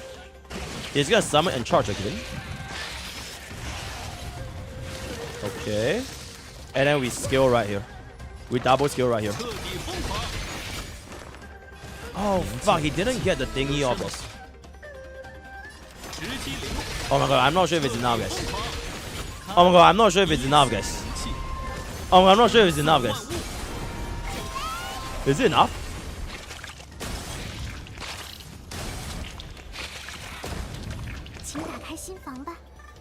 Fuck, I don't have the dude, bro. Oh my god, I don't have the dude. Unless it's basic kills. Nah, but I don't have the dude, guys. Oh my god, I didn't have the dude, guys. Oh, it's so close to 1 cycle though. It's so close to 1 cycle. Yo. Should we try again? Is it possible? Do you think it's possible there? I feel like if we had that 5 energy just now, it would have been it, bro. If we had that 5 energy just now, it would have been it. Herda didn't get a reset. Nah, I'm not changing tribute to Babin.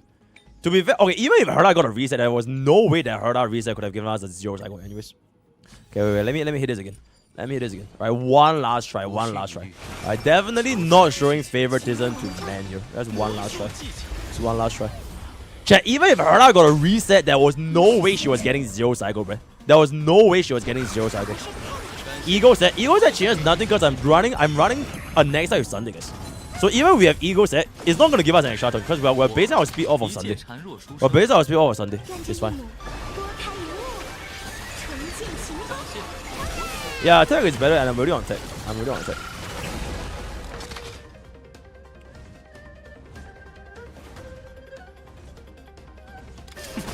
我将越过这古往的余生，有事吗？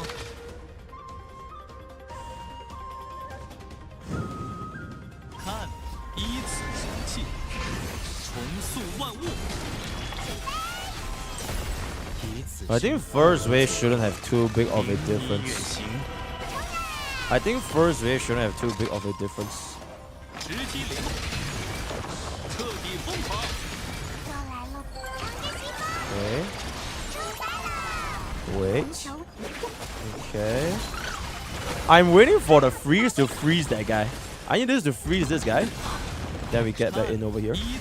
Maybe this might be a little bit better because I'm pretty sure I killed this for sure, right? I'm pretty sure I killed this for sure. 感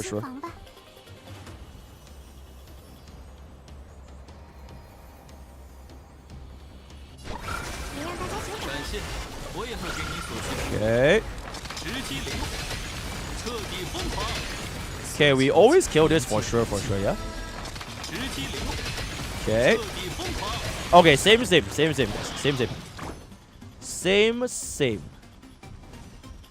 I have to okay, this is like the same thing as just now.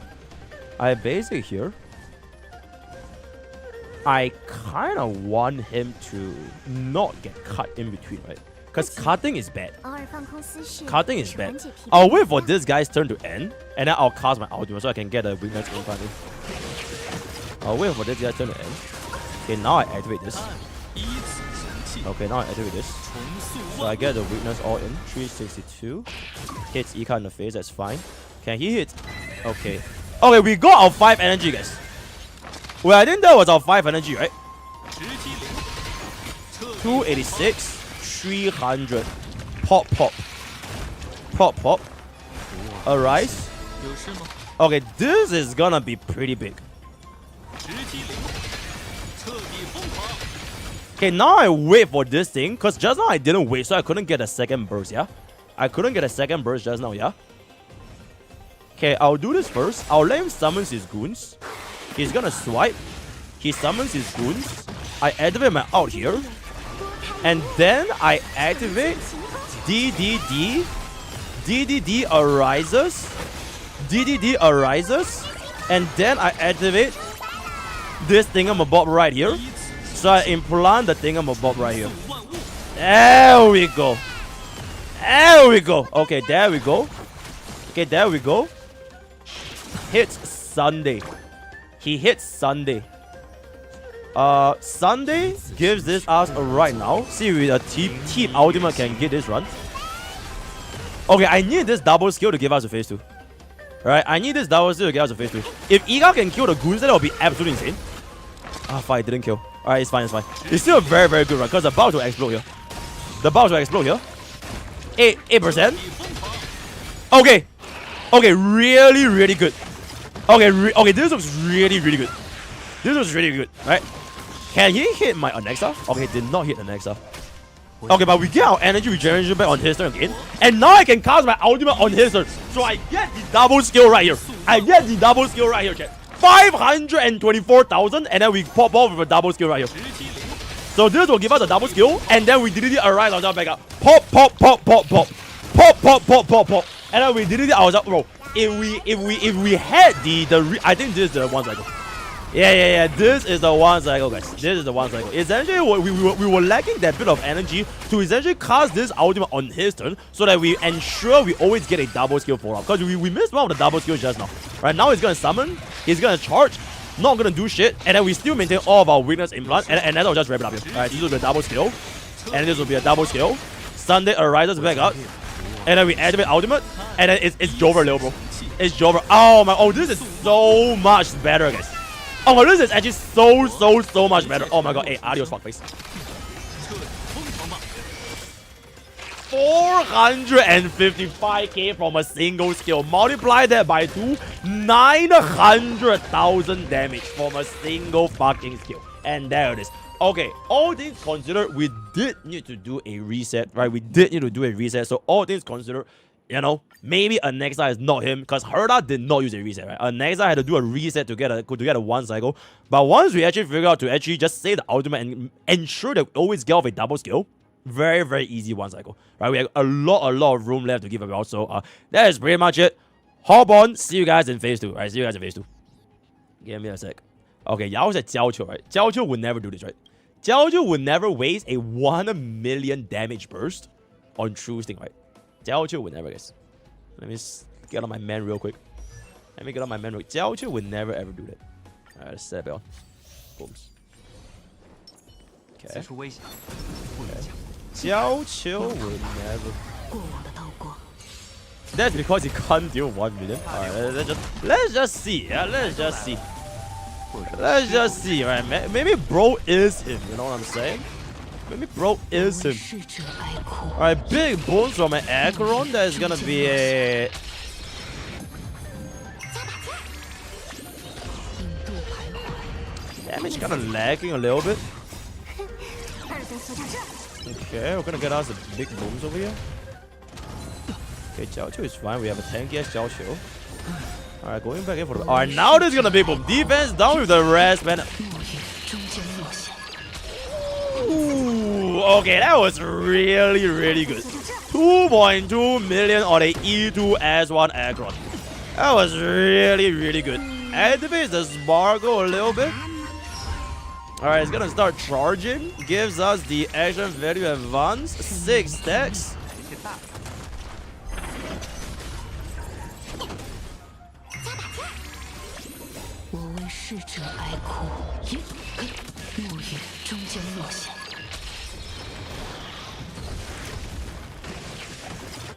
Yeah, I don't know about that.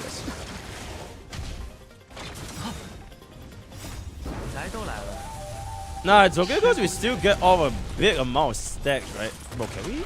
Bro, my team is getting kind of low, guys. My team is getting kind of low.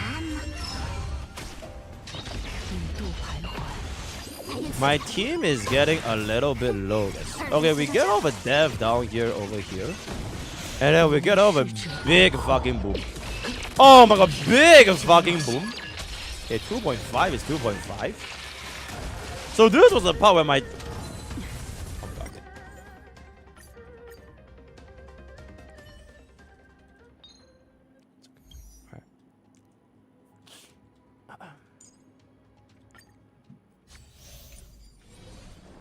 Alright. 看猫到树了，你看。流淌吧，过往的刀光。 Jiaoqiu X Cypher Trust. I don't know, man. Chat ruined my trust, guys. Chat genuinely ruined my trust. I don't know how I trust you guys anymore. You know, I don't know. I don't know about that. Alright, get a bit of a booms over here. Alright, get a little bit of a bams. Get a little bit of a buff. Alright, 179. Getting a little bit of the lightning weakness influx. And we slam this back on with the death break. Very, very good. Very, very nice. Alright, it's gonna hit us in the face. Oh my god, yeah, and there it is. Alright, summons the goose, and then Acheron is gonna give him a big offer of it. Bop, bop, boop, bop, beep. Very, very good. Alright, so gets us the thingy. Alright, wasting a little bit of the silver ultimate. It is what it is. A little bit of it. It is what it is. Alright, then afterwards, Cypher give us a thing. And then afterwards, we're gonna kill with a single skill over here. Giving us a lot of skill points remaining. Bada boom, bada bing, bada bang. Adios, fuck face. And there it is. Alright, 7 stacks, 8 stacks, 9 stacks. Alright, and Acheron instantly activates the ultimate. Should be able to get rid of all the bugs. All the bugs. Ooh, that was without the Silver Wolf defense break, by the way. Oh my god, stop!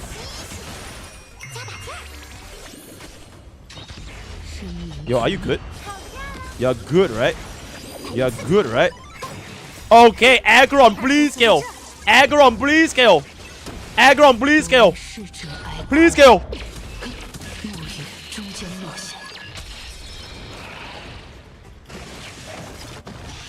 Let's don't hit Acheron. No!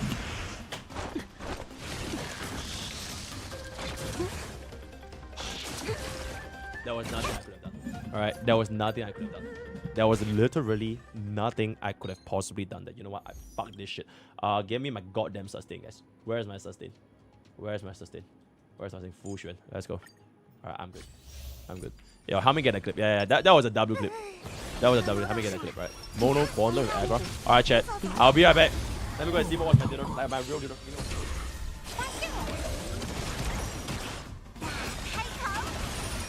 我为逝者哀哭，暮雨终将落下。一人禅心，万人禅实。天上人，别动了。引渡徘徊。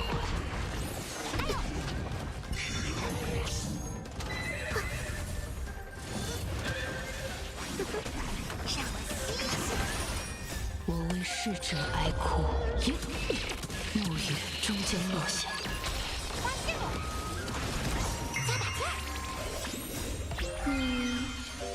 会找到答案吗？生命俱灭。开膛！相与为一，谋事在人。哼！好呀！别动了。引渡徘徊，我为逝者哀哭，暮雨终将落下。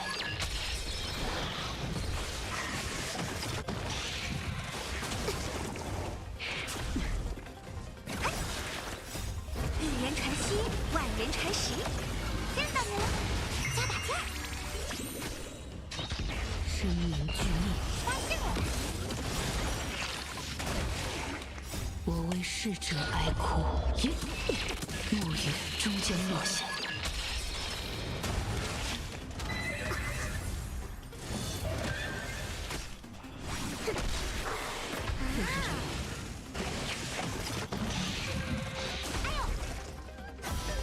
阴阳变转，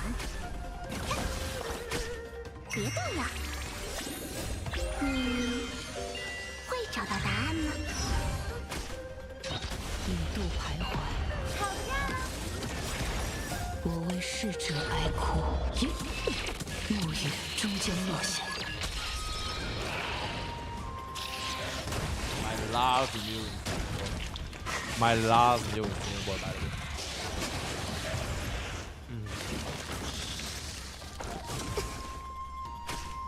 让我吸吸。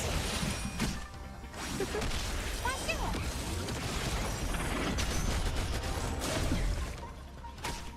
加把劲儿！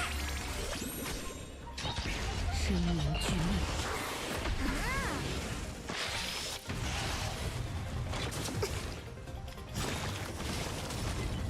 我为逝者哀哭，暮雨终将落下。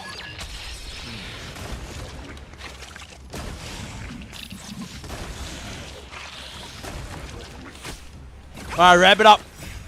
Alright, wrap it up. 万人缠石，见到你了。 Okay, let's go. Okay, anyways. Oh, that was 2 cycle. Shit, isn't it? Okay, anyways. Nexa against Hule as a hyper carry. The Herda essentially did it. I believe it was, I think it was second try. Second try for a 2 cycle against Hule, right? Second try for a 2 cycle against Hule. 让这一抹 Flies back in with the booms over here. 纯净晴空。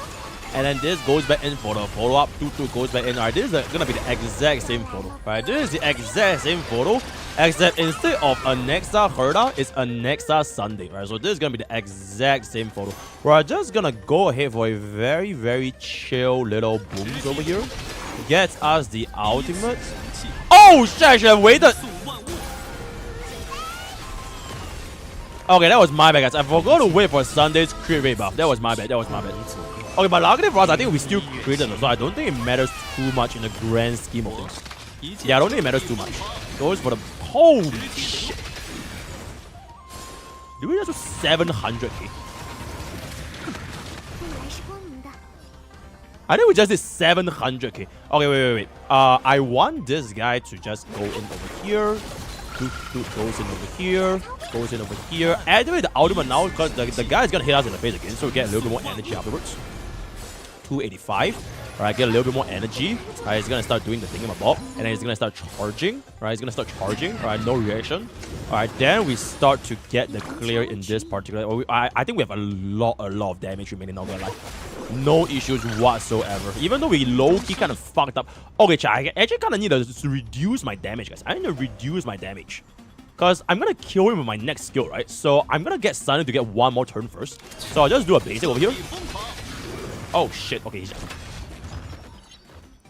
Okay, he literally does way too much fucking damage. Okay. We're going to get us the out in so we can get off the DDT. Yeah, because we killed way too fast, we couldn't get an extra Sunday turn.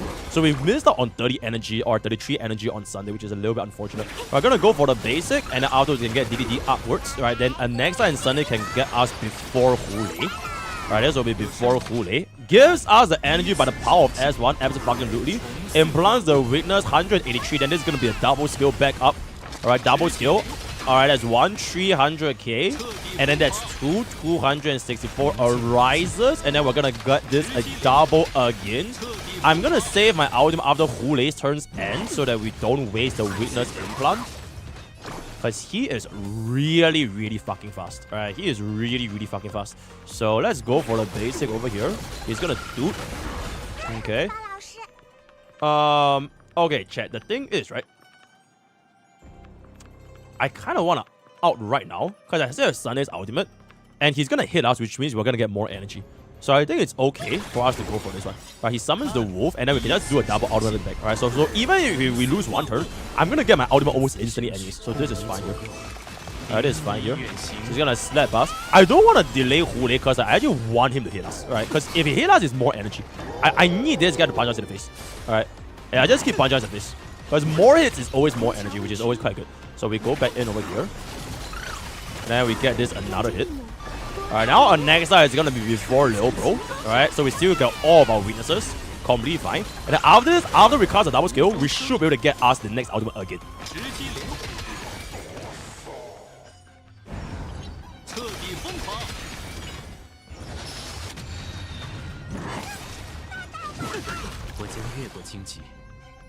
Okay. Wait. Out now. Before his turn begins, we get an energy regeneration. Alright. This is up. Alright. Double skill into 3v DDD. Holy shit. Okay. It's looking really, oh my lord, it's looking really good right now. Skill. He comes back up. I think I still maintain my weakness, right? Exceptional. What's my energy? 100. Oh my god, 40 on the dot, guys. 40 energy on the dot. Oh my god, that is a crazy satisfying moment. Oh my god, that is crazy satisfying. 100 plus 40 for 140, guys. Quick math. What is 100 plus 40? What's 100 plus 40? It equals to a 1 cycle. That's what it is. Oh my lord. Hey, wrap it up. Wrap it up.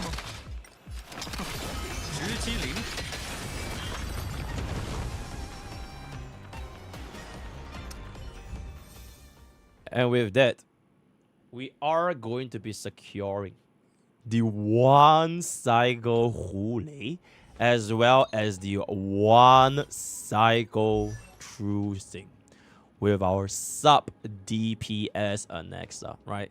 Relics, Sunday, What? Yo, chat, imagine the potential, bro.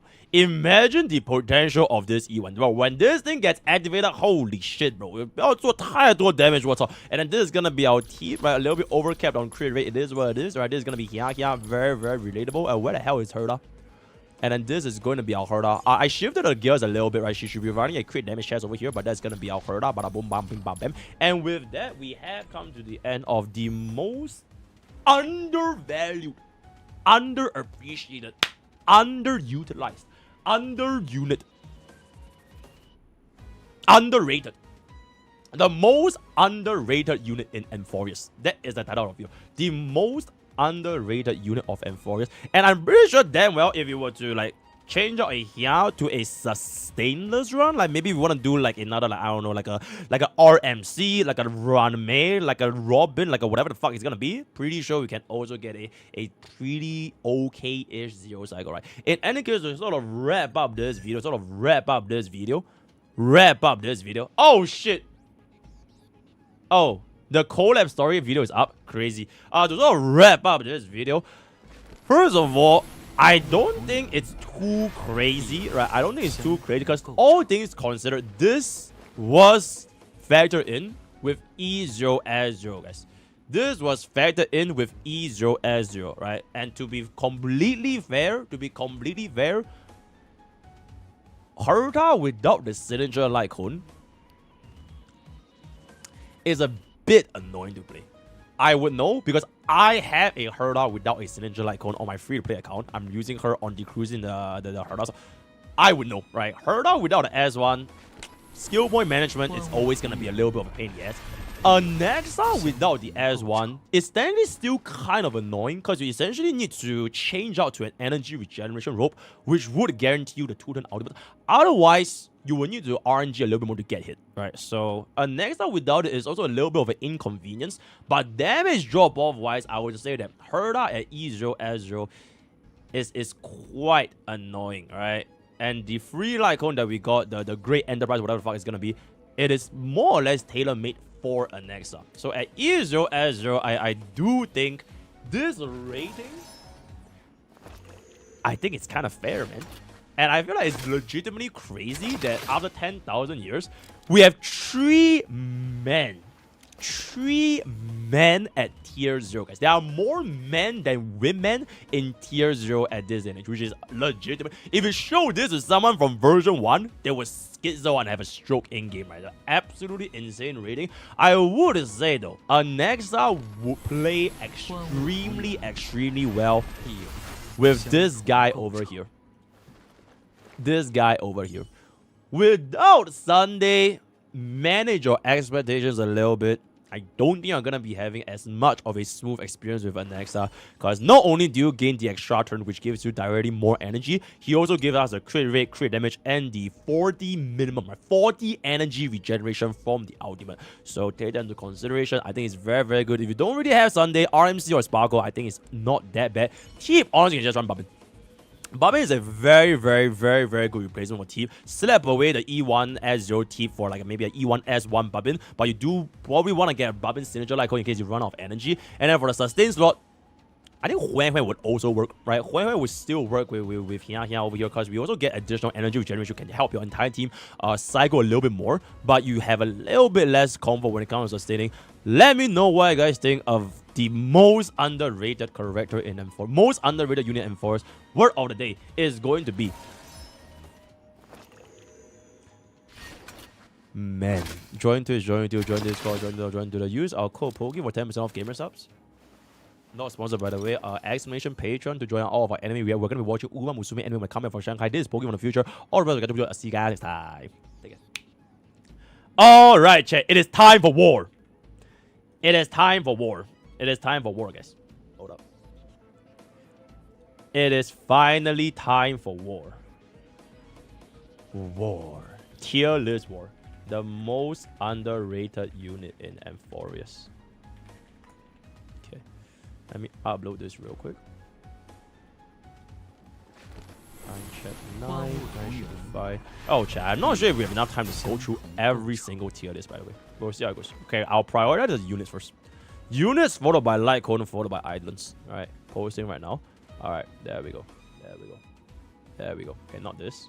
This. Bam, bep, bep.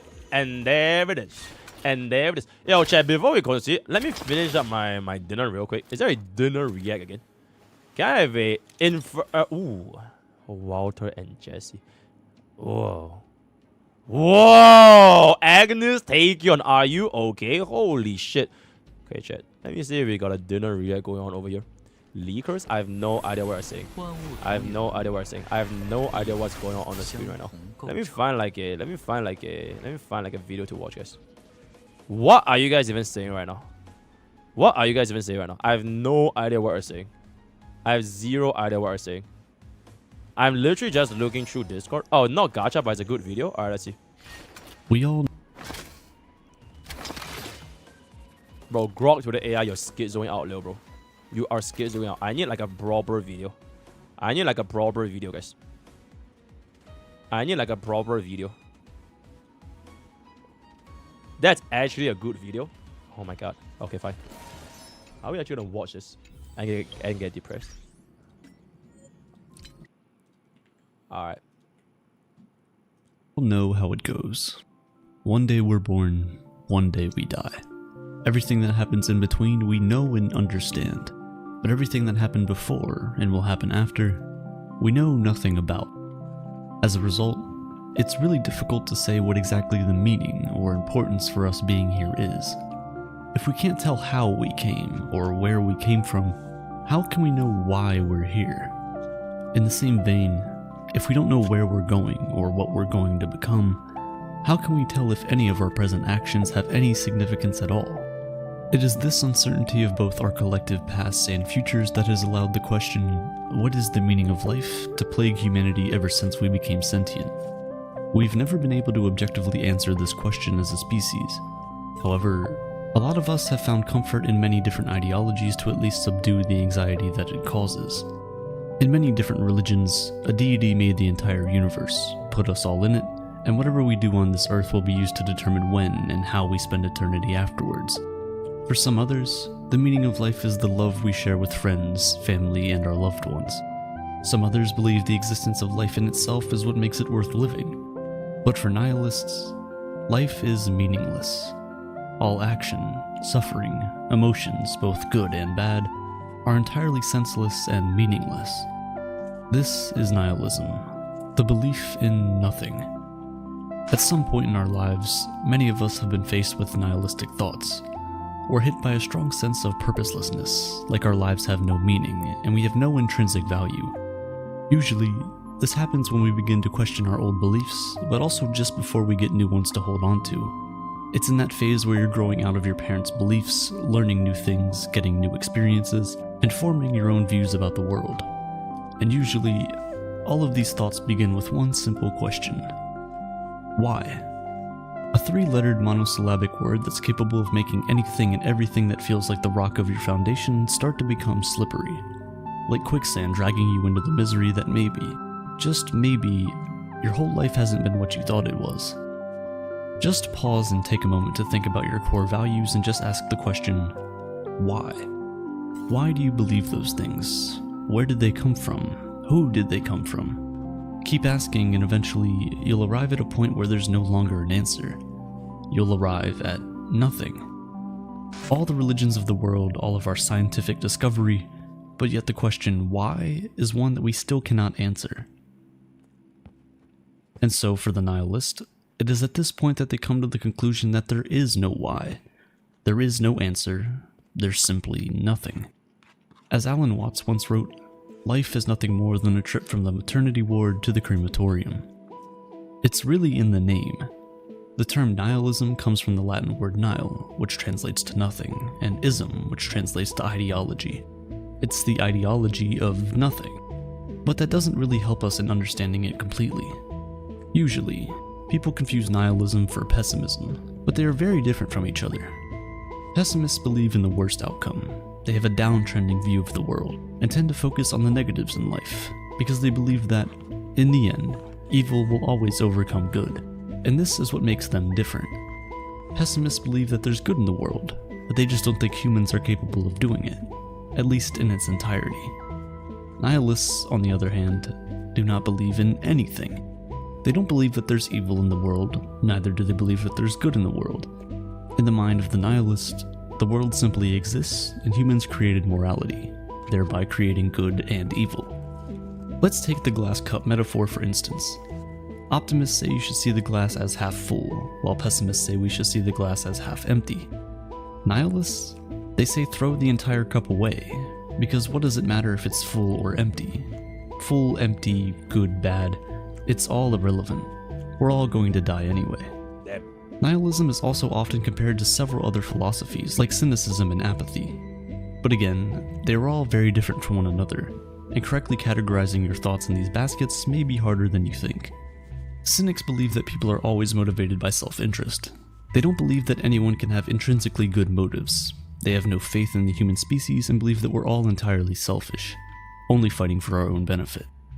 However, the idea that humans are not good means that in the mind of the cynic, good exists out there somewhere, just not in humans. In the mind of the nihilist, nothing exists out there. There's no good or evil. They don't see people as evil, neither do they see them as good, because they don't believe either of those things exist. They're simply traits we've applied to things. Apathetic people just don't care. They believe that there's meaning to life, but they simply don't care. Chat, I finished my dinner in 5 minutes. Damn. We'll watch 30 more seconds. I need to cook up more, guys. Nihilism, on the other hand, is the idea that there's no grand design or purpose, nothing to believe in, and therefore no meaning. This brings to mind the paradox of nihilism. If you believe in nothing, then that nothing becomes something that you believe in. But since you now believe in something, then there is no nihilism, because nihilism is the belief that there is nothing. Okay, TLDR, life is meaningless. I hate life. I hate life. Life is Yuzuha. Yuzuha. Yuzuha. Oh, this one? Bro, 3 minutes. Bro, we could have just watched this, guys. But 3 minutes is way too long, guys. 3 minutes is way too long, right? So unfortunately, it is what it is, guys. Oh boy. Free. Oh boy. Alright, let's do this. Okay, let's reset. Let's get a reset over, and there it is. All right, so this is going to be a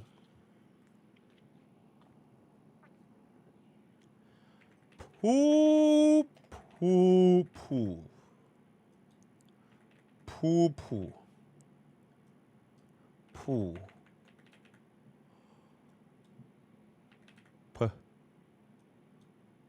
P.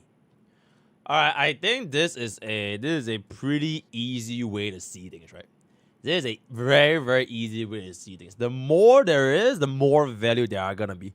All right, so 5, 4, 3, 2. Welcome back, ladies and gentlemen.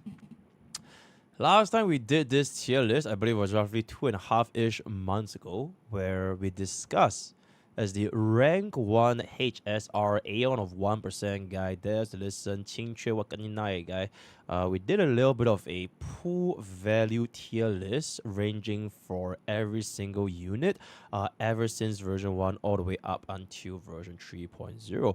Now, a lot of different things has happened for the past, I would say, the 4 weeks, because 3.4 has been one of, if not the most meta-defining patches in the entirety of HSR, because not only do we get entrance for the brand new free unit Archer, Saber, Phynon of IDs, Elysier, Britain. On top of that, we also have access to 4 brand new rework units. So after everything that has been happened, I would say that the meta of this current landscape has shifted dramatically, right? So without further ado, you can just play this video by your bedside. Don't worry, I'm not gonna scream, I'm not gonna shout. It's a very, very chill little, almost like a educational, pleasant little video you can just listen to your bedside, as I'm gonna be discussing the pool value for every single unit within Honkai Starbucks. And without further ado, let's just begin right now, starting off from the version 1 unit. So I'm gonna be so for real. By this category of criteria,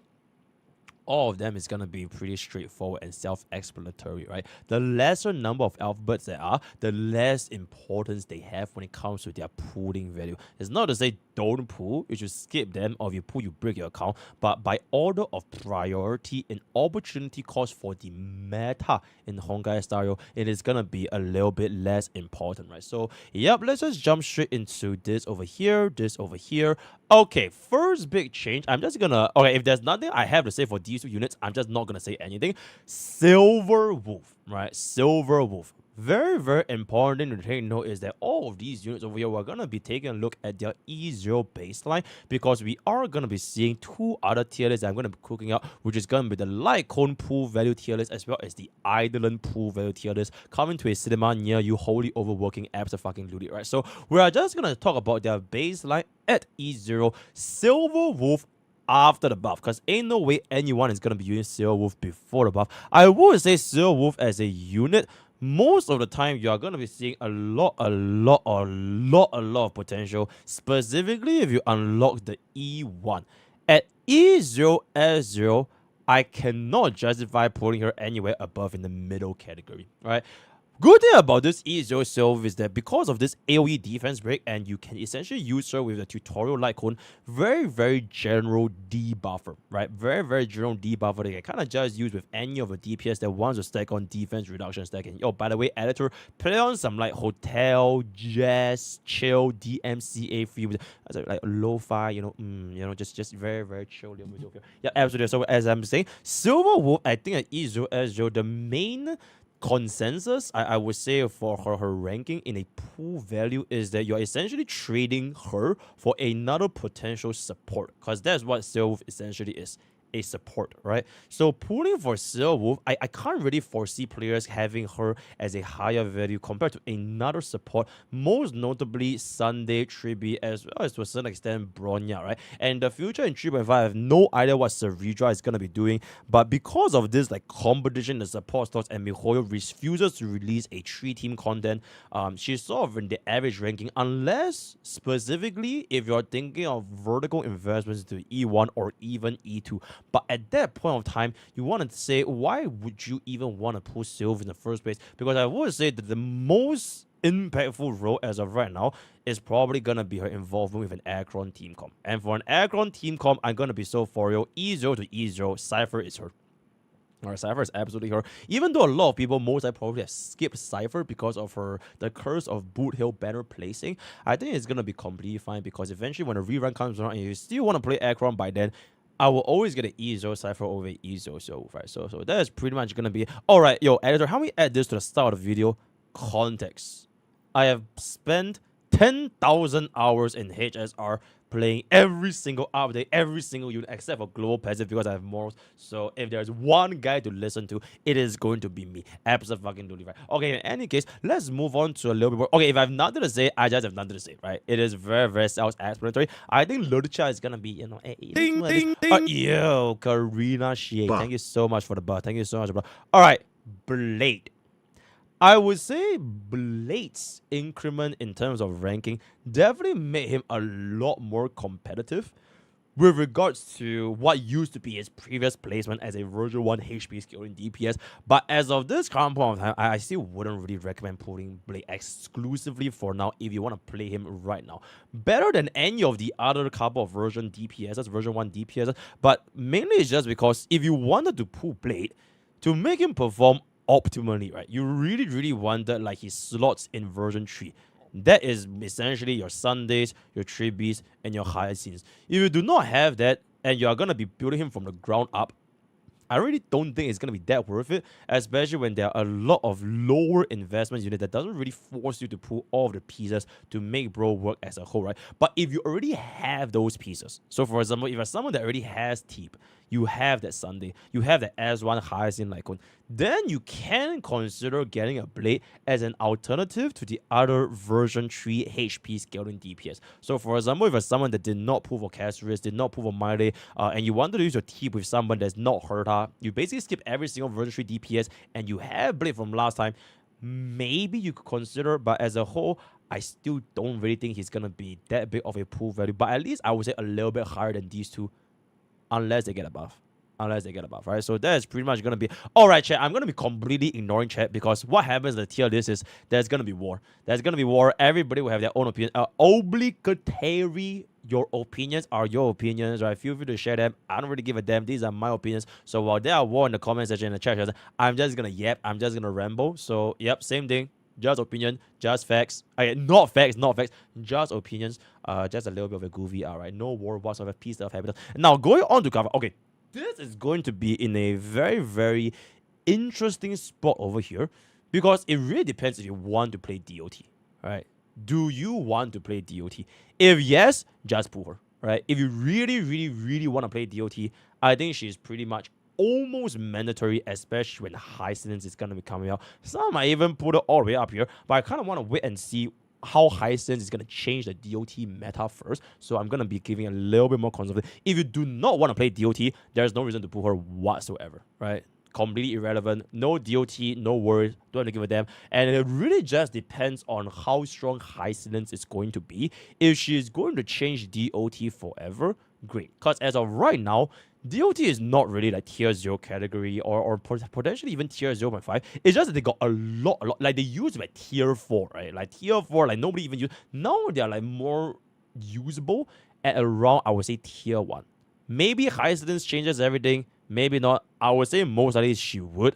And they're probably going to be cater all of the bosses for DOT, right? For example, Memory Zone meme. Exceptional voice for DOT.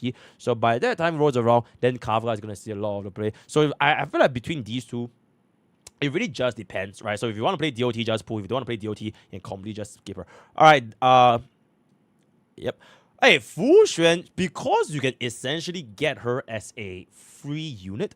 Okay, not really free, but like if you lose your 50-50, you are essentially getting a Fu Xuan. So me personally, I'm not putting on a Fu Xuan banner ever, right? Especially since we do have a Hia which is going to be the version 3 support, or rather version 3 sustain. I want to see if we are going to be able to get another version 3 sustain to see if they can basically make our team clear our endgame content a little bit more comfortably. So because of that, I'm just gonna. But if you do have a fusion, right, this is a pull value. I would never pull fusion, but if you do have a fusion, I think our sustain capabilities are still really, really good. In fact, I would say more comfortable than for example like Hui Hui or even Gallagher against things like True Sting. So her value as a unit is fine. But for pools, I personally will not spend energy for like for example a fusion banner, right? Like Jing Liu is essentially somewhat like Blade. I would say she's a little bit lower than Blade just because of the fact that Blade can be used in all 3 endgame content for the most part, right? Pure Vision, MOC, as well as A Portion. Jing Liu, if you want to use her in Pure Vision, it's going to be a little bit scuffed. But I would say they'll go very, very close in terms of their performance. And very, very, very close. If I have to choose one, me personally, I would choose Blade, not because I'm engaged, but I just really like the way that Blade plays. And, you know, if you do have yourself the access to the Mighty Light Cone, which you can also give to Jing Liu, I just like it a little bit more, right? Jing Liu, one of the flaws is basically her additional defense downstate. You can't really time it exactly, and if you lose out on the higher scenes as one, it can be a little bit annoying. And if they were to upscale the damage required for the endgame content, Jing Liu might suffer a little bit, right? For Blade, because of the way his kit works, you're going to be having access to a lot of these follow-up attacks as long as the enemy hits you, and he also has a built-in taunt value. But that being said, for Blade, the enhanced state, right? The enhanced state for his hellscape state, it will end at the end of Blade's turn, which means you will have that one turn where Blade will not have access to the hellscape state, which means he will not get additional 500 taunt value, which means that he'll lose a little bit of stacks, right? So both of them, I probably personally wouldn't pull, but if I have to choose one, it's gonna be Blade. I'm gonna be so for real. Topaz is kind of like who? Not really because she fell off, because I just don't even think Topaz was that strong to begin with.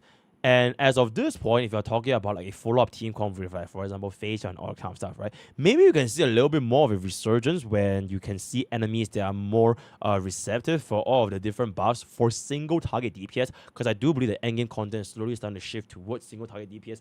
But on the flip side, at E0S0 without the E1, without the signature light cone, my god, it feels a little bit rough, right? It feels a little bit rough. And because we do have alternatives, for example, if you want to use Mose, Hanmar 7, it can essentially fill that particular gap. I would not spend strategies on Topaz banner, right? So that's going to... Alright, Hui. If you have been watching my streams, right, I bitch on Hui a lot. Because I feel like as a sustain, she's not doing her job. You guys can complain, you can say cope or whatever it's going to be. Without a synergy like without the E1, her job as a sustainer is really just not that good enough. She's extremely skill point heavy, and the actual sustain convert when you're up against bosses that will potentially one-shot you from the multiple hits, there's nothing you could have done with Huan and your team, right? That aside, her role as a support, I think it's very, very decent, right? Energy regeneration as well as a 40% energy buff, especially with a lot of the recent units that we have seen, for example, Finon, Blade, Jing Liu, Saber, Archer. To a certain extent, all these energy regeneration buffs from a sustain can make their damage feel a lot smoother because of the team-wide 20% energy regeneration, because your Sunday also cycles faster now, right? So, because of the upsurge of Sunday's usage, the pairing with Huan does make a team feel a lot more cohesive, since you're giving this team more energy regeneration for the entire team and not just your DPS, right? But as a sustain, it's like, oh my lord, bro, why, man? Why are you doing this, right? So, me personally, I feel like Huan's value, I'll personally put it over here.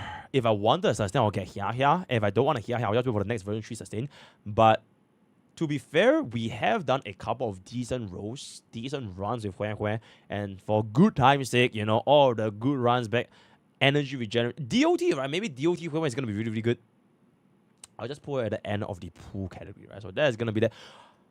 I don't know who the fuck this guy is. Okay, Ranmei, you technically get her for free, right? Ranmei, you technically get her for free. It's a free unit. If you don't, I would still think there isn't a lot of value in pooling for a Ranmei anymore. Main reason is because her role, right? The niche role for Ranmei is super break.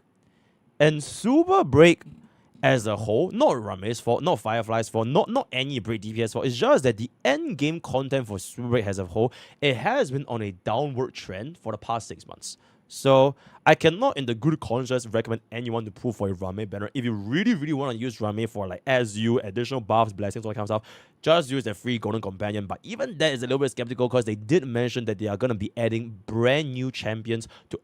Not champions, brand new units to the Golden Companion shop. So if they're gonna be adding units like Babin, Sundays, even Sparkle has a little bit more thingy. Tribute, right? I will hold on to that a little bit. So yeah, I just wouldn't recommend. If you really want to play Super Break, you kind of just have to get her, right? Perhaps even here, if you really, really want to play Super Break and you refuse to gear on Super Break and you have not gotten Rame, then just get yourself a Rame, right? Other than that, I will not get it, right? Who the hell is this guy? Black Swan. Okay, this one is actually a little bit interesting because we are gonna be getting high ceilings really, really soon. Okay, let me just put it here. We are gonna be getting high ceilings in version 3.5, which means there's a very good chance, as per the standard HSR meta shielding practice, they are gonna be shielding for the archetype for the specific endgame content. And high ceilings being a DOT means that DOT as a whole is gonna rise up.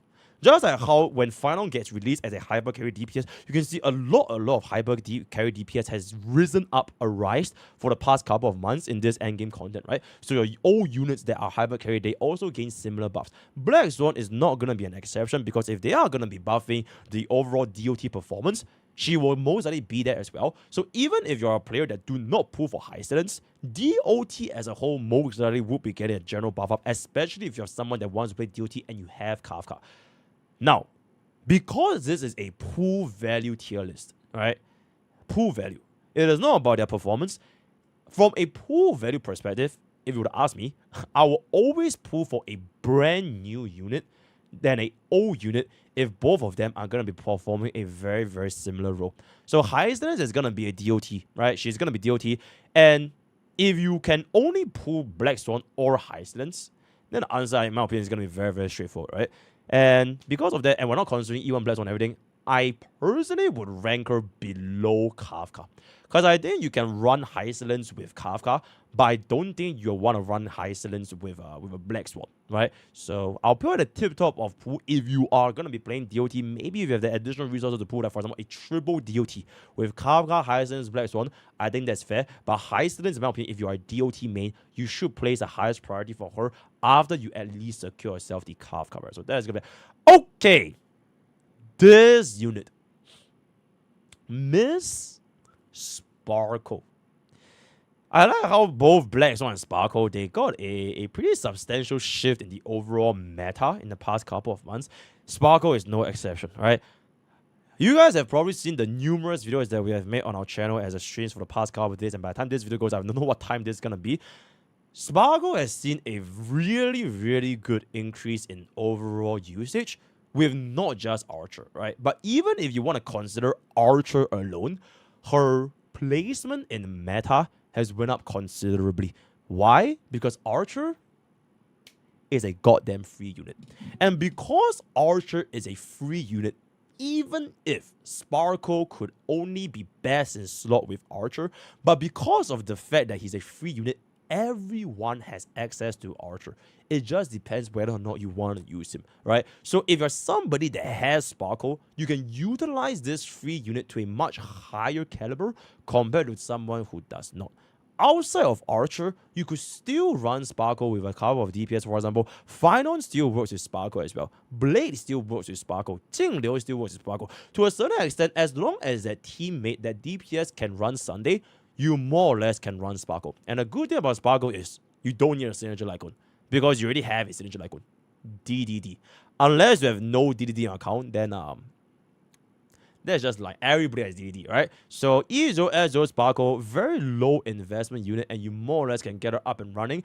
If you want to go for even higher vertical investment, you could consider the E2, but E2 is very, very expensive for a unit that's been like since 2.0, so it is what it is. But as mentioned, pool value tier list, not a unit's performance tier list, because you're going to be spending strategies, right?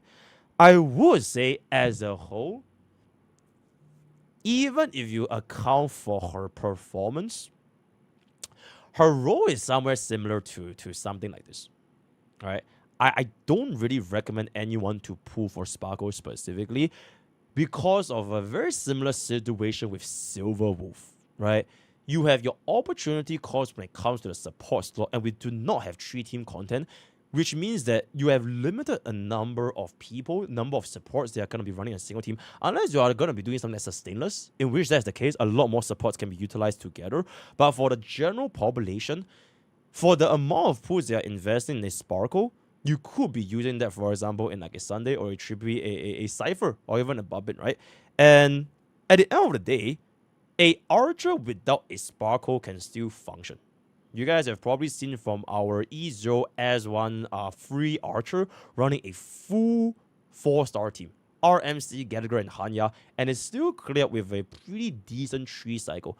Whether or not you're spending upwards of 70, 80, 90, 100 pools for Sparkle, that's up to you to decide. Me personally, I don't think her value is going to be that high, that justified to pull her all the way up, even if Archer technically increased her meta viability by a lot, because Archer as a free unit has a very, very strong performance in the overall meta, right?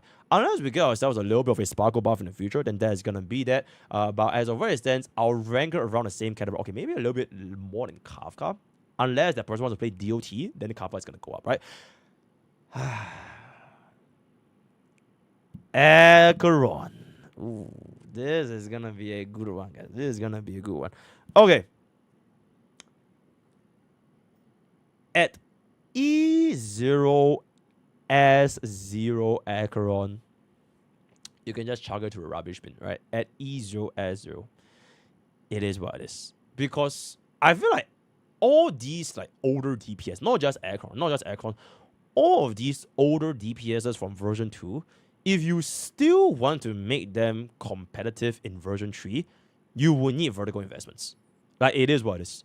Because if an old unit without vertical investment can perform the same or better than a version 3 without vertical investment, there's something wrong with the game, right? So it is just a matter of fact that for older DPSs, lacking the vertical investments, like your S1 Acheron, like your Jiao Qiu, and even to this point, Cypher, all that kind of stuff, their performance are going to fall by a lot. Like, if you want to try using E0 S0 Acheron with, like, I don't know, Pella and even Pella plus E0 S0 Silver Wolf, I think you're going to be finding quite a bit of difficulty, right? So now you have like your Hyacinth with your S1s, you have your Cyphers with the S1s, you have your Silver Wolf with the E1, E2s, right? If you want to get on the Sparkle, the Sunday with Acheron, as a whole, if you want to use Acheron, she's still viable, right? Because like I mentioned, this is a pool value tier list, not a performance tier list. If you want to make Acheron perform, 100% doable. There's been, you guys have seen our previous Poke Bro, we have seen the E0 S1 Acherons, E2 S0 Acherons clearing 1 cycle of element in True Storm. So her performance is not really that big of a question. It's just that how much are you willing to go in to get Acheron. And for players that want to build her up from scratch right now, the opportunity cost that you have to spend in terms of Stellar Jades is just simply way too high. And I don't think it's going to be worth it unless you're someone that has been playing for a while. And for example, you have Acheron in your account, and then you want to make these kind of vertical investments to make her match up with version 3, then I think it's completely fine. Right? It is still valid to invest in Acheron if you already have, but to start from scratch right now, I personally would not. All in all, I think with all those things being considered, I would put her somewhere around this category, right? Somewhere around this category. Actually, you know what? Maybe over here, right? Maybe over here, because what I would like to see is essentially, because she is like a nihility unit, right? She is the Emanator, self-annihilation, all that kind of stuff. I can see more growth prospects for Acheron going forward in the future, because as long as you get a nihility debuffer, which I've seen from Cypher, and then they buff Silver Wolf. In the future, if they give us another debuffer, I can see Acheron's placement being going up again, right? Like, as a whole for her performance as a DPS. So, probably somewhere around here, and for a DPS, I think that, for version 2 DPS no less, I think that is pretty commendable. So, I'm just gonna be leaving over here. Aventurine. Honestly, I think this guy, there's nothing inherently wrong with Aventurine's kit. It's just that for the past couple of endgame content, they have been shilling for abundance units more than preservation units. It is what it is, right? Especially with Pollux, it's really, really rough. But I feel like as a sustain, he doesn't really have that big of an issue. In fact, he sustains way more comfortably than Hue Hue, right? Way more comfortably than Hue Hue. I'm not sure whether or not we're going to be getting an adventuring banner anytime soon, but for sustains, in my opinion, going for the latest version of sustains generally will fit your account to the highest degree possible, because if their job is to keep your team alive, then that is going to be that. There's nothing too much to think about for a sustain, because if you're thinking about like damage amplification, I will always look into the synergies of a support and a DPS themselves. So looking to keep your team alive, right? If a version 3 sustain were to release within this patch, because I don't think there's going to only be one version 3 sustain, right? There can't just be like one here. There's probably going to be a second version 3 sustain. And by that time Guru rolls around, I think he would have a drastically higher value compared to Venturine. So all things considered, I'll put him somewhere around here. Value as a whole, if you already own him, no issues. But whether or not you should pull him as of this day and age, I personally will not. Alright, Babin. Hold up.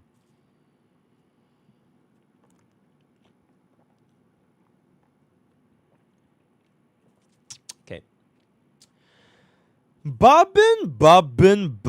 Now, Babin has been she has made a significant wave in the meta, guys. She has released for, I think at this point, Babin has been out for like 1 year, right? Very, very she might as well be called Baba right now, because she has been a old ass unit, and we have seen her in like so many different teams, I can't even count anymore. Follow up, DOT, Hyper, Carry Far. I've seen people running super break with Babin as well, just for the edge of it. Crazy shit. So many different teams have run with Babin. And even in version 3, as of this time of recording, she can still be used with some of them, because they are starting to pivot away from the reliance on Tribi. So you can see like main DPS Anexa. If you want to slap on a Saber, if you want to slap on a Glea, D-Herda, a lot of these DPS, they can also make use of Babin. I would say as of right now, she is gonna be at the first unit. I would say it's like a pretty decent poo-poo. It's just that compared to some other units I'm going to mention a little bit later on, probably less. But out of all these units in the same caliber, she is gonna be a head above shoulders for this specific category. Now, I would say this does come with a caveat, where if you don't use the teams that Babin is used with, which honestly there is a lot, then you also don't really need to consider it that much. For example, if you still want to play Super Break, just swap these two around, right? If you want to play Super Break, swap these two around, get yourself around May, then run a version 3 team with like a team, you're done. If you don't want to play Super Break, then it is what it is. Or if you're playing like HP scaling DPS, for example, you're playing Castries, you're playing My Day, right? All these times HP scaling DPS, you're also not really going to require Babin. But outside of the teams that just straight up do not really synergize that well with her, I think she's going to be having a really good value as of this current time running. And another good aspect is that when you do pull, let's just say one copy, in the future, if you want to conduct any sort of vertical investments, E1 Babin is a very quick and simple way to just instantly upgrade her for the 24% rare spend. Similar to how E0 Tribi to E1 Tribi, two costs, and you get a very substantial upgrade. I'm not going to talk about idleness, but generally I would say Babin is still going to be in a very nice position for all the different teams that we've been seeing so far. So that is going to be in the poo-poo category. Break teams. Okay, you know what? I'll rank all the break teams around the same caliber, right? If break team were to come back in the future, fantastic. As of right now, I just wouldn't really recommend anyone pulling a break team. Unless you sort of like for a waifu purpose, sure, go for it. As of right now, I just think that there's just way better things to invest in, especially if you need to build it from scratch. So for now, break team, a little bit rough, right? Oh, E2 Firefly, yeah, really good, right? Anyways, we'll move. Okay, Jade. Jade technically shined a little bit at the start of version 3, all the way up until, I think, version 3.3. She had a very good amount of usage, especially with D-Herda, because they were shitting the ever-living fuck out of AoE environment. So even in MOC, Jade's performance was like really good.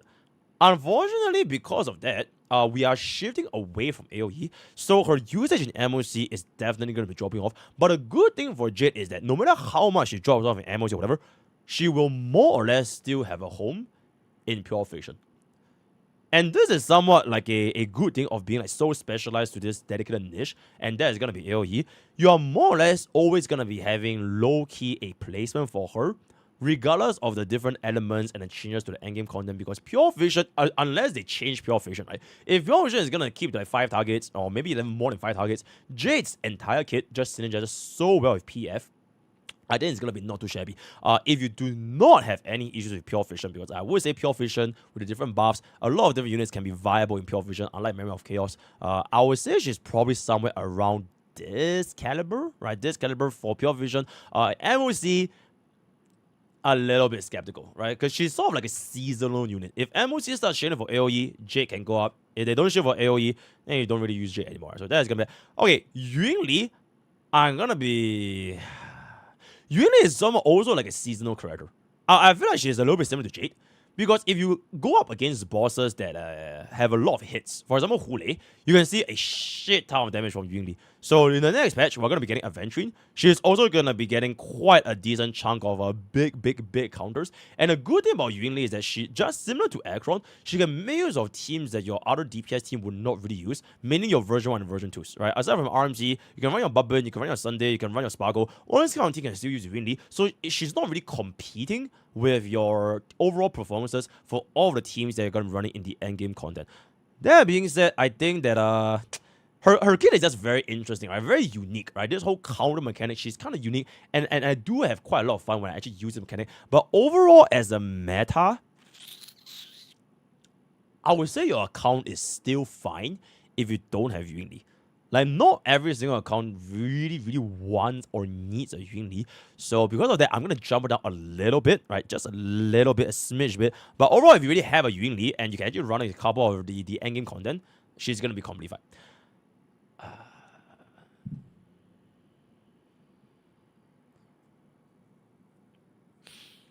Gulp. Okay. Jiao Qiu.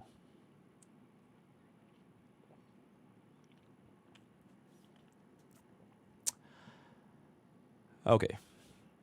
So here's the thing, Jiao Qiu, right? Here's the thing, Jiao Qiu. Here's the thing, alright. Jiao Qiu is still... Okay, first things first. The only people considering on putting Jiao Qiu should be Acheron mains. No one else should be thinking about putting Jiao Qiu because his synergy is always going to be replaced by someone else. He is not best in slot in any other team except for Acheron. But with that being established, if you still do not have Jiao Qiu, right? If you still do not have Jiao Qiu, you can essentially pull the other Jiao Qiu. The version 3 Jiao Qiu. Which is Cypher. And I would say that me personally, from the testings I've done in early access, from the testing I've done in the live zone and everything, if my account did not have a Jiao Qiu, and my account did not have a Cypher, and I'm like an Acheron user, I might as well just get myself the Cypher. That is pretty much it. You can use Jiao Qiu with Cypher, right? You can also use Jiao Qiu with, I guess so. You can still do that. But the thing is, cost to cost wise, right? Like you are gonna be spending the same amount of stellar jades anyway. It's not like Jiao Qiu is like 50% off of stellar jades compared to Cypher. And because they are the same cost, a moment that I want to pull Jiao Qiu, I will just go ahead and pull for Cypher. Me personally, higher damage amplification, less reliance on the external elements factor. The true damage is absolutely fucking diabolical. So, all things considered, if you were an Acheron main, I will put this somewhere around here, right? I'll put it somewhere around here. Not that bad, right? You are still fine. If you want to use Jiao Qiu, it's still fine. You can still use it with Acheron, but 1-to-1 cost, me personally, because of the existence of Cypher, it is what it is, right? If you already have Jiao Qiu, that's also fine, right? You can still use, like I mentioned, this is not a performance. It's, do you even pull for these units, right? If you don't have them, right? Because of that, it is what it is. All right. I don't give a fuck. Ling Sha. Okay, Ling Sha. Okay, I feel like Ling Sha as a whole, right? Ling Sha as a sustain, because of the fact she's so, skill point negative, right? She is very, very skill point negative. And the only real use you will see Lingsha outside of a break team is maybe D Herta, right? But for D Herta, you can also essentially just use, for example, like a Hyacinth. Because Hyacinth's Toot also is going to be an AoE damage, right? Granda is not multiple hits plus multiple hits, because Lingsha's skill into a bunny is double multiple hits, whereas for Toot is going to be one single basic into a Toot hit, right? But because Toot can be so much more like skill point positive, and Lingsha's kit just really just does not function that well outside of break team, I can't even believe I'm saying this. Yeah, it is what it is, right? Because even if you want to use Lingsha with a break team, right, there's this other guy. Technically, you can basically just use him. Yep. Not to say that Gallagher is a Lingsha upgrade, side grade, downgrade, whatever it's gonna be, but the realistic situation is, for a scenario that you can use Lingsha in, you can use Gallagher. And for a scenario that you want to run a sustainers break team in, then you don't even need Lingsha in the first place, right? And most of the break teams, I'm not sure you guys seen the past couple of cycles, a lot of break teams, to get their optimal performances, they just go ahead and run sustainers anyways, right? Fuck the sustain, fuck Gallagher, fuck Lingsha, slap on HMC, slam DDD, bada boom, bada bing, bada bing. So, because of all these three feathers combined, Lingsha not being used outside of break team that much anymore, skill point negative, she has a Gallagher side grade, and then you want to run a sustainless break team, it is what. I'm sorry, but me personally, I have an E1 S1 Lingsha. And I just run Lingsha main DPS, completely fine, right? I still run my E1 S1 Lingsha as my support to my E2 S1 Firefly, still get a pretty decent consideration. But the thing is, you're spending stellar jades, guys. So for a cost invested in a Lingsha, you could have invested in, for example, a E2 Firefly, like straight up, right? I would rather get a E2 Firefly with a sustainers HMC than an E0 Firefly plus a E1 Lingsha. So it really just is that simple, right? Opportunity cost, not performance, simply opportunity cost. Okay, you know what?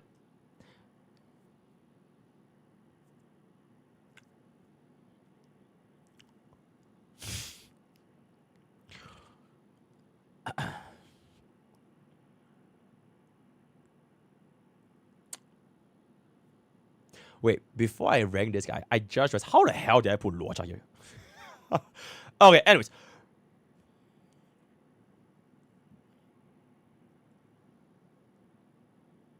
Oh my god, bro. Oh, I want to do it, guys.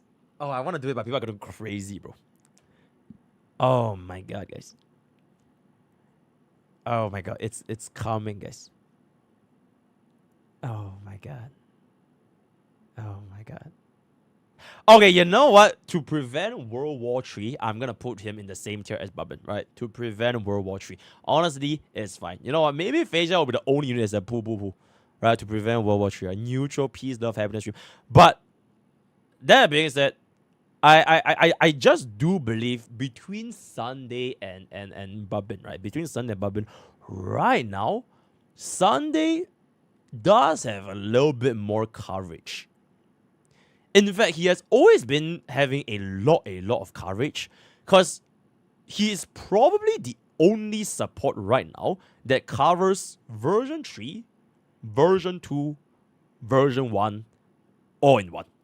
As long as you are a crit hyper carry, you can run Sunday.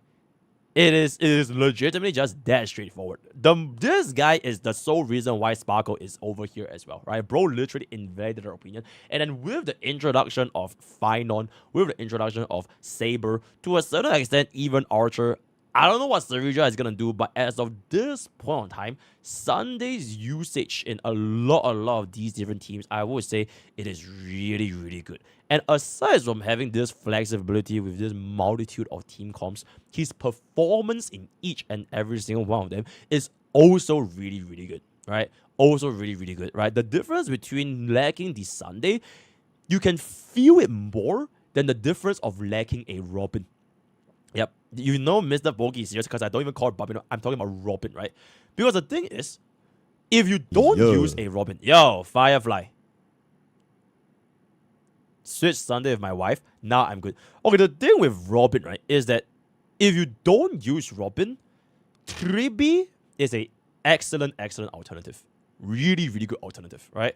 Whereas if you don't use Sunday, your alternatives are essentially Bronya, Sparkle, or RMC. And all three of them as an alternative, they do give you a higher degree of difficulties. All right, you need to manage your speed a little bit more, manage your skill points a lot more, and less energy regeneration. Whereas the impact of not having Barbin to just slap on Teep is lesser. And since this is a pool value tier list, to save war is gonna be something like this. All right. I'm sorry. This is my personal opinion. As of this point, I'll rank Sunday here. Phase out is always, I don't give a fuck, right? Sunday is gonna be here. But you know what? I'm just gonna be a little bit more neutral, or a little bit more peace, love, happiness, right? I would put him here. Just know that by the time this video goes out, and if you watch to the end of this con, right, if you are those people that skip through the whole video, right? You skip through every single video, you jump to the last 30 seconds, this will be the thing that you will see, right? Only real ones will know this is MrPokke's real opinion, right? This is MrPokke's real opinion. I'm just gonna jump it over here. It's completely fine. W, unless we get 50 subs from YesBeth. Because YesBeth is the rank 1 Sunday. If YesBeth gives us 50 subs, I'll bump up over here. Okay, anyways. Fugue.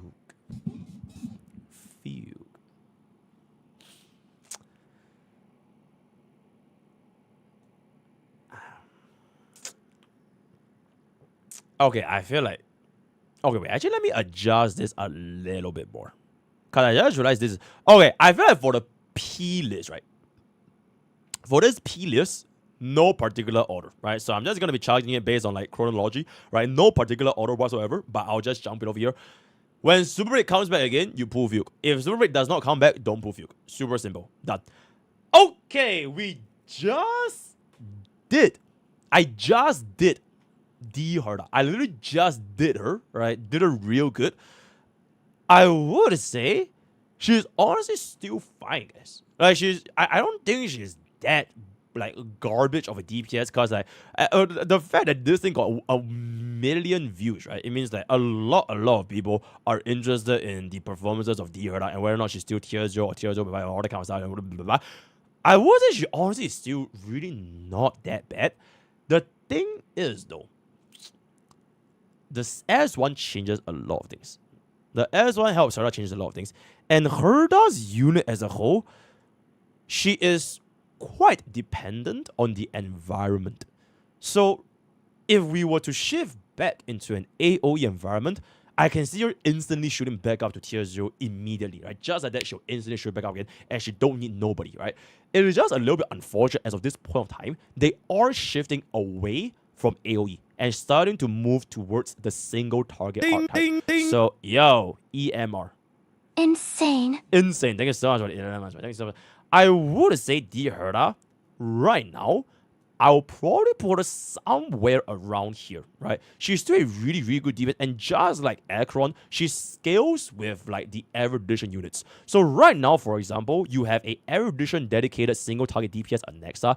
In the future, imagine if they release like a erudition DPS, sub DPS. Okay, like a Teep, but erudition. An erudition Teep. And then for that particular moment, you can instantly scale back up with D Herda again once they change out the endgame content and they rotate away from the single target. So I would say she's still really, really decent. Definitely a lot more considerable than if, for example, if you had to pull either Acheron or Herda as like the emanator unit, I'll go for D Herda, right? That being said, vertical investments, highly recommended. But to be fair, every single DPS nowadays, vertical investments are really, really highly recommended, right? So that, okay, Aglaia. Performance-wise, absolutely astounding, right? Absolutely astounding performance-wise. I think Aglaia is an absolutely diabolical unit. And the best part of Aglaia is you don't need no Teep. You don't need no Hia. You don't need no Verdant Tree. Like, her performance as a DPS is absolutely solid. I would say if you want to judge performance to performance, bank to bank, bar for bar, I would damn well say that she's gonna outscale D Herda, right? Because she's not as reliant on the environment component of D Herda. Join target attacking, as long as she gets a team of Babin, Sunday, Huan. Team building wise, definitely a lot more restrictive, but you can make that team work. You are gonna be able to run her in a lot of different places. That being said, as a pool value, I'm gonna drop her down below Herta. And the only reason why this is because Herta can have room to grow because of the evolution thingy. But I find it very difficult to see how can Aglaya grow, right? It's like she is peaking with the Sunday Babin and Huan Huan as of now. So unless they come up with like a better Babin, I mean technically wheelchair is a better Babin, but like a specific slot dedicated for Aglaya, I don't really see a potential prospect for. Actually, you know what? Maybe I'm gonna swap this below to Acheron.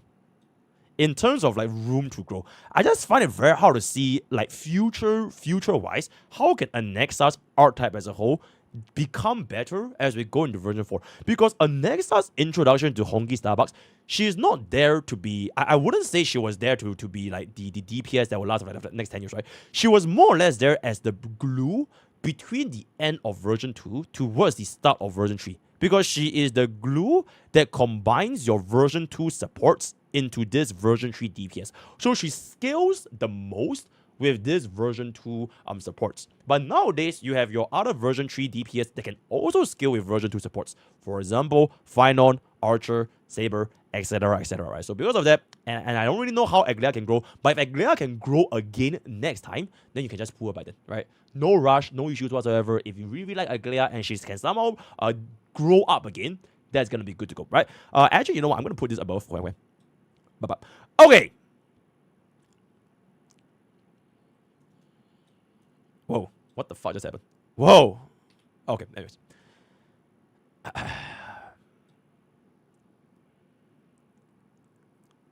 I don't know, guys. I think this unit is just way too good of a unit to pass out on, right? It's just way too good of a unit. Because one thing that people might consider is that Teep's value might start to drop off if we see more DPS that don't rely on her kit. For example, single target DPS that don't really rely on the multi-hits, right? Or if you are going to be talking about a alternative where you can run Teep with, like, if you don't have Teep, you have like Babin, those are attacks going DPS, you can just go for Babin instead. But the thing that makes her, in my opinion, a really good pull, there are like 3 reasons why. Number 1, even though it's not an island tier list, but holy shit, the E1 is absolutely fucking insane. And then combining this with the fact that you don't really want that signature Light Cone, and Babin's S1 really helps out a lot of the energy generation. Teep on DDD is like pure fiction, APOC Shadows, MOC. As long as you have that Teep with DDD, you are gonna have to find a place with her somewhere, right? Even if MOC and APOC phases away, Teep plus DDD is gonna be, I feel like she's just gonna be tier 0 with pure fiction for the rest of her life. It's just so much value from synergizing with every single AoE hits and giving you this 24% action value advance every single time she casts a very relatively low energy ultimate cost, right? And then last reason is her damage is just kind of crazy, especially with the current archetype of this thing people call the tricycle or the wheelchair comp, right? This archetype itself, you basically throw team building out the window. You don't have to care about best slots. You don't have to care about optimization, synergy. You literally run this tricycle team, and they clear every single endgame content, everywhere, right? I've done it with a level 70 Rn that I've never geared my entire life. That shit is 1 cycle or like 2 cycles fully. So because of like how well Teep synergizes with these two, as a whole, I can foresee this lifespan potentially even rivaling Babin, because Babin has an issue where if you run out of the additional energy generation, it's gonna be quite uncomfortable, right? Unless you have additional sources you can generate Babin energy, for example, your Huan Huan, your Ting Yun, or fucking maybe even Sunday, not having that Babin ultimate is gonna be quite rough. Whereas for Teep, if you want to at least guarantee that her usage is going to be maximized, Pure Vision is 100% without shadow of doubt. It's going to be there forever. And then even outside of Pure Vision, every other team in the entire world right now, MOC and APOC, she is her, right? So, as of this point, I do want to say, since like the real ones will know, right? The real ones will know. This used to be this is my real rating, right? I think Teep and Sunday, they're both really fucking diabolical. Like super good. And right now, it just so happens that we have the Teep and Sunday rerun. Between both units, I'm gonna be so for real. I feel like they're identical. That is how much value I think Sunday is. Because for teams that can use Teep, you don't necessarily need Sunday. And for teams that can use Sunday, you don't necessarily need Teep. Do you see where I'm going? So if you are somebody that will trying to build a team, for example, if you're trying to build a Finon team, Sunday's inclusion to a Finon upgrade is going to be astronomical. And then if on the other side that you're kind of trying to build a Casual's team, then Teep's inclusion to Casual's is also going to be astronomical. And for every single meta-defining team, like tier 0 teams right now, you are either going to be running Teep or Sunday. Like, they are basically both there. So it's like they're on two different trajectories, and they don't really necessarily compete with one another. So there really isn't like a wrong or right choice as to which one has a higher pool value for your support. You can't really go wrong depending on whichever DPS you're playing. So if you're a player that likes to play with Finon Hyper Carry, then Sunday, I would say, literally has more value than Teep. If you like to play with like Finon, you want to play with Saber, all that kind of stuff, fantastic, right? If you're somebody that still wants to play with like Caceres, you want to play with AoE content, all that kind of stuff, then Teep is also going to be really, really good. So that's going to be that. Once again, no war, peace, love, happiness. I'll drop him Rovier. Let's move on. Okay, my day. The 10th vertebrae guy. I think we already kind of expected that bro was probably not going to be as much as a competition, right? Like, okay, like for sure, like if you want to sim for my day, you're on E6, S5, my day, he's going to do really, really good. E1 is absolutely fucking diabolical. Opportunity cost, right? The room to grow and all that kind of stuff. The stupidest AI auto-targeting. I will put him somewhere around here, right? A little bit higher than Yunli, but me personally, I'll put him somewhere around here, right? Not really too big of a place, so it is what it is. Alrighty, you know what? For a normie tier list, she is allegedly a must pull. You know why? Because she has a global passive, guys. How can you not pull a unit with global fucking passive? You are literally breaking your account like MrPokke, right? MrPokke, every single day when I'm going about my life, doing my clears, doing my showcase, doing my 0 cycles, every single time one of my unit dies, chat is like W morals, because I didn't move for Caceres, right? So every single time I didn't move for Caceres, I have to reset again and again and again and again and again. It is what it is, right? So from a normie perspective, Caceres is a very, very good pool. Outside of a normie perspective, if you are a meta chaser, right? If you are a meta chaser, I would say she is the tip top of pool. Right?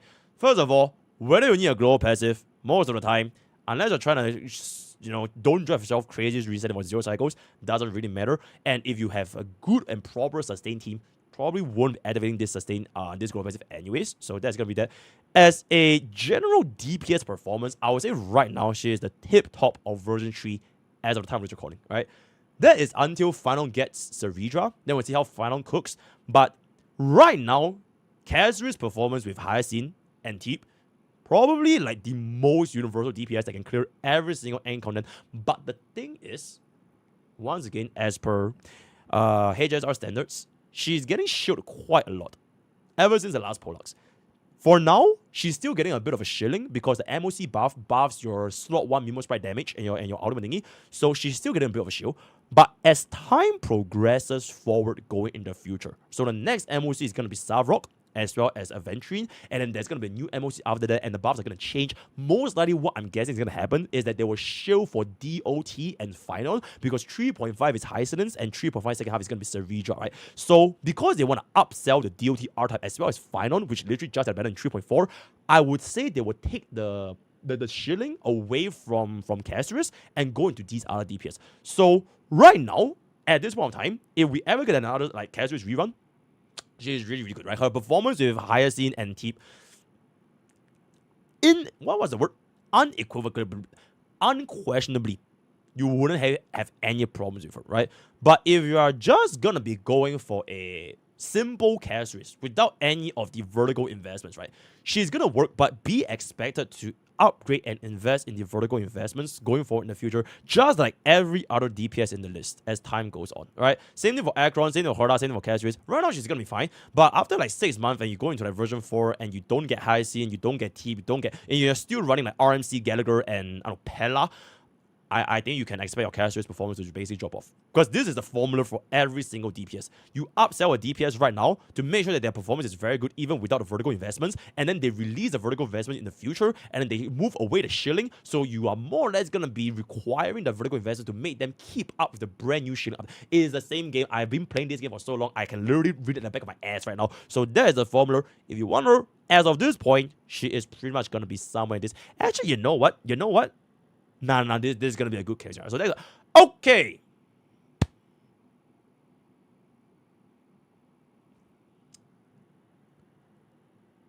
Next up.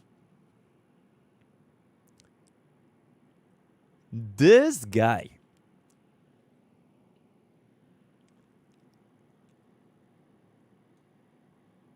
I can't even believe it. I am going to put him at a higher position than Castorus. Yep. I am going to put him at a higher position than Castorus. Not quite a similar length as this, right? Because I think DPS, I'm very, very strict on DPSs. But I think this guy's position is absolutely diabolical. Because his damage, his weakness implant, essentially almost guarantees him a slot for Epoch Shadows. And in Mermaid of Chaos, you could run him with D-Herda, you could run him without D-Herda, he's gonna work. As long as you get the support archetypes in Honkai support rail, this guy is gonna pop off. On element, off element, he doesn't give a flying fuck, right? And in Epoch Shadows, because of this weakness implant, to be fair, Sylve also does a very similar thing, right? She does a very similar thing. Except for Anexa, especially at E0, S0, I think this guy's damage is just absolutely insane. And the utility plus the damage combined into one, I would say out of every single version 3 DPS, I think he shows the most amount of potential as of this point. I might even put him slightly below Babin if I were to give my real tier list of Sunday over here. But if I were to do this, I think people will go kind of crazy. So I'm just going to put him at a tip top of pool. But I think he's somewhere around here. Something like this. All right? So let's be peace, love, and happiness. And we're going to keep it as this. And we're just going to move forward, right? Yeah. Kanina, this fat fuck. Oh my goodness. Okay, you know what? Even though Hia does like very, very good damage, very, very good synergy with T for the tricycle or the wheelchair, very, very comfortable sustain, I'm always in a firm believer where your sustain's reliance, right, it's only as much as you need them to be. Because as long as you can keep your team alive, and that is like something I've been saying since day one, if you can keep your team alive, anyone can be a sustain. You can be a sustain, anybody in this game can be a sustain as long as you can keep your team alive.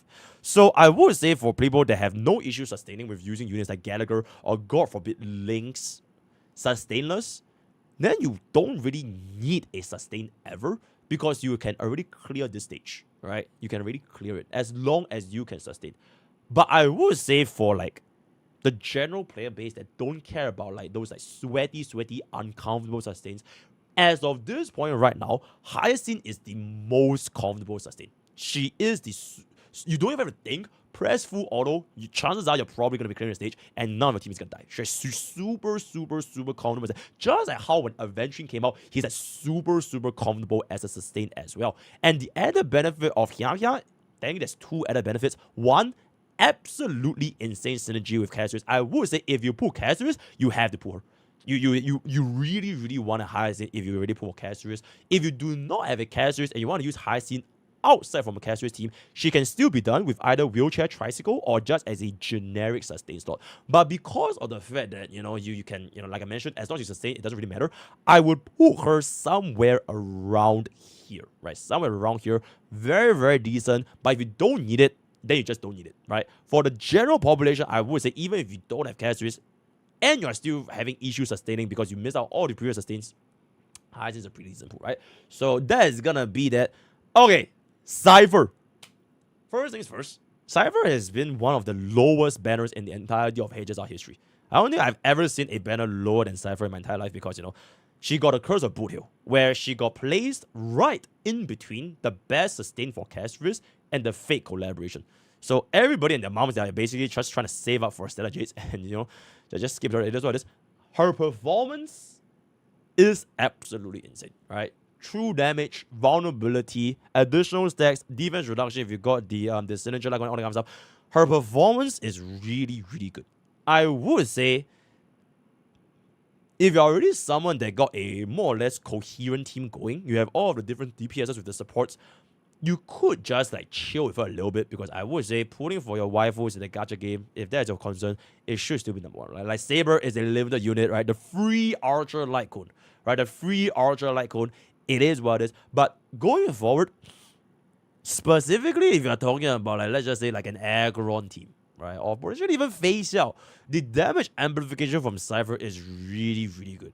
I would say, as of right now, I would put her around this caliber. Actually, Silver was a little bit too high, me personally. Drop her ass down a little bit. More than halfway. Yeah, somewhere around this caliber, right? In the future, I want to see what Cypher can cook with other DPSs. Because right now, I don't think she has a best in slot usage for a version 3 yet. Technically, you could run her with Casterus, because technically right now the highest possible dealing damage in the game is Casterus, Cypher, Tribi, and Hyacinth. So that is where her absolute highest damage amplification is coming from. I want to see what other DPSs can she be used with, and whether or not can Cypher be used with version 4 DPSs. Alright, always look forward, never look backward. So that is where I'm going to be placing her for now. Okay, Phynon. Technically speaking, he has the highest room to grow because I haven't seen Seridra. But also because I haven't seen Seridra, I can't really judge bro's performance, because I know for a fact that Castris with Hyacinth and it is absolutely diabolical.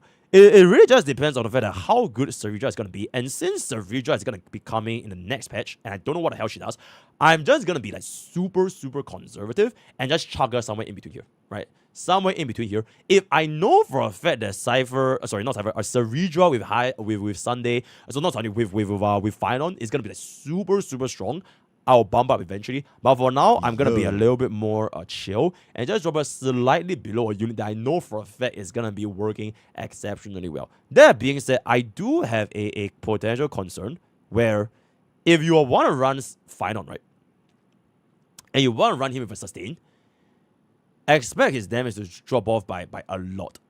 Compared to any of this DPS on this, a sustainless Phynon's DPS drop off is quite considerable. And if going forward in the future, when they introduce like more difficult endgame content, more HP inflation, and you can no longer clear an endgame content with a sustainless Phynon, then his kit is gonna suffer by a lot. Because if you can't clear with sustainless and you need a sustain, you add on the sustain, and if you add on the sustain to Phynon, the damage drop by a cliff, you are in a very weird situation where his performance will be drastically impacted by how difficult the endgame content is going to be. The easier you have a time clearing with Phynon, the better his value is. It's sort of like an exponential scaling DPS, where the stronger your account is, the better the Phynon is going to be for you. So for that, we'll just see what Seridra has to offer, but for now, somewhere over here. And this brings us to the last two units in the entire game. This guy, I mean, he's free, so you don't really need to care, right? He's literally free. Nobody should be pulling for an Archer, but he really, really want to talk about the Idolins. We'll talk about the Idolin 7, but free unit, that's it. Absolutely insane performance, absolutely. Okay, Saber. She's a collab unit. And if you want a collab unit, just pull her, right? There's no other unit on this entire list that will probably get a rerun. Like, the chance of getting a rerun is probably the lowest for Saber and Archer, right? So if you care about collab, just get her, right? In terms of performance, I would say she's somewhere around the same caliber as like D Herla and all that, right? She somewhat reminds me of like somewhere around Aglaya actually. She's somewhat like a DPS that works well with like quite a lot of different units, and she doesn't really suck in any of the endgame content. But if you care about meta, she's definitely not like a must-have by any means necessary, especially if you really build up your different team comps for all of the endgame content, right? But if you really like Saber just pull, right? She's absolutely fine. She works with a lot of different supports. Somewhat similar to Aglea, but I just find it a little bit difficult to see it like a Saber's room for growth. Unless the Redra also works really well with Saber, because technically she is like a hyper carry DPS like final, right? But I don't know how that's gonna be, but for now I'll put her around the same kind of slightly higher than Aglea. Actually, go the fuck back down. Right, there we go. Right. Let me do a little bit of a adjustments to see if this looks good. Okay, let's put this here. Let's put this here. Let's put this. Okay, this looks fine. Okay, all this look fine. Okay, Jiao I can give it a little bit of a face. Yun Li being here is okay. Actually, Avenging can be a little bit higher than Yun Li. My Day can be here. Okay, this looks fine. Is Fei Xiao my Uma? I don't give a damn. Alright, Fei Xiao is gonna be there. This is good. Okay, maybe Hui Wen can go a little bit higher. Okay, Hui Wen can go a little bit higher. Okay, I think this is okay. This is okay. This being highest here. Okay, I think this looks okay. Chat.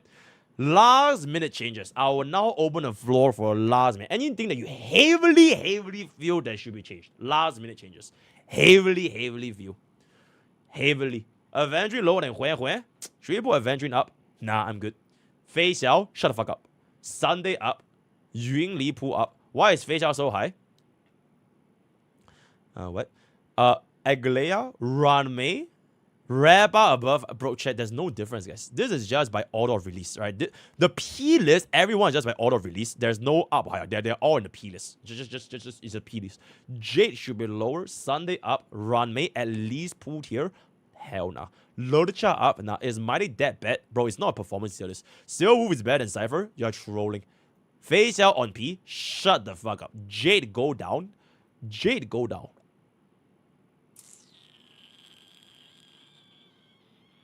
Nah, but Jade is so good in pure vision though. Aglea too high, no cap. You're trolling.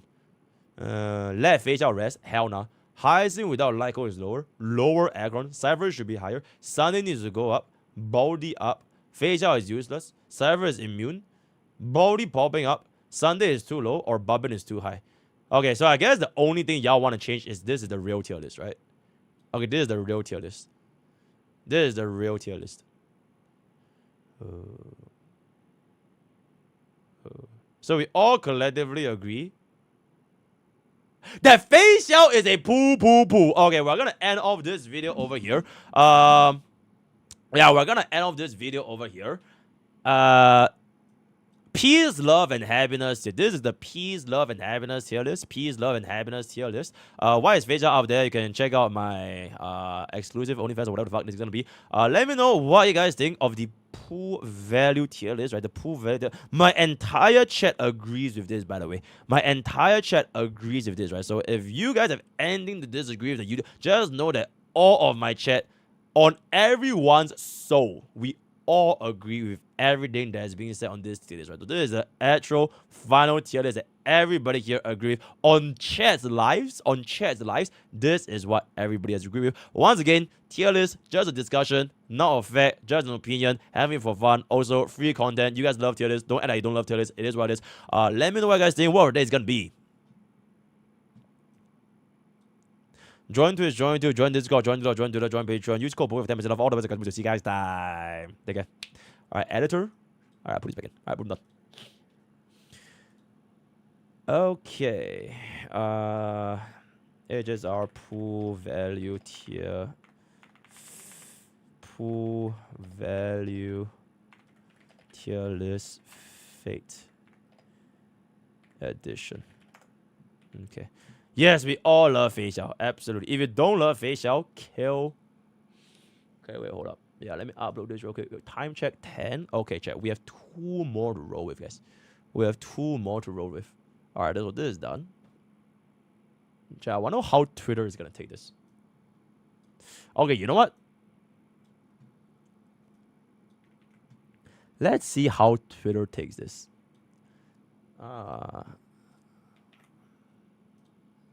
Okay, this looks pretty good. HSR 3.4 pool value tier list. Don't ask why facial is there.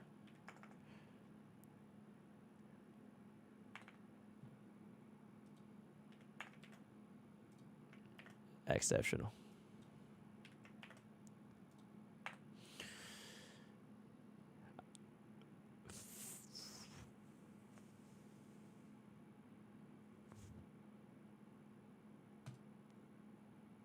Oh. And there it is. He's done. Oh my god, he's done. Hell, Podka. Oh my god, chat. Can we get some subbies? Can we get a tier 1? Can we get some primes? Because this is where he is done, guys. Oh, my career is ended. He's done. Oh, chat, I'm gonna be so for it. What's so wrong about this tier list, guys? You know? There's nothing wrong, guys. I feel like it's like generally okay. Okay, aside from facial. Aside, oh my god, there's really 4 comments. I bet one of them tell him to jump off. Okay, aside from facial, guys. Aside from facial. Alright, I feel like aside from facial, it's honestly really not that bad of a list. You know what I'm saying? Huang Huang is too high. I'll kill Huang Huang in game. Disclaimer, please don't have evidence. There's a Fox too low and 1 too high. Jump off, little bro. Tricycle team is boo boo boo. The pool category is war. Ooh. Brony is I pull and got deep and there it is. Final is too high. Y'all are trolling, guys. Y'all are legit trolling. Huang Huang. Final should be P for now. Chat, if a release DPS is P, he's never coming out of P. Alright? He will never ever come out of P, alright? Okay, so we're gonna see how this cooks. I have 2 more wars to go to, right? I have 2 more wars. Can I save this? Save. Whoa. Okay, I think this is G now. Oh boy, there we go. There we go. There we go. Yep, there we go. All right, wait, hold up. Poo.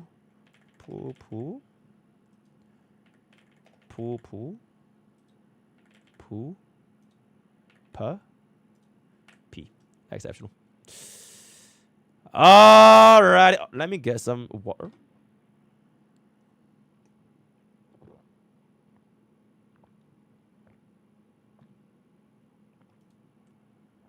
Compare this to my old tier list. Actually, how much has changed, guys?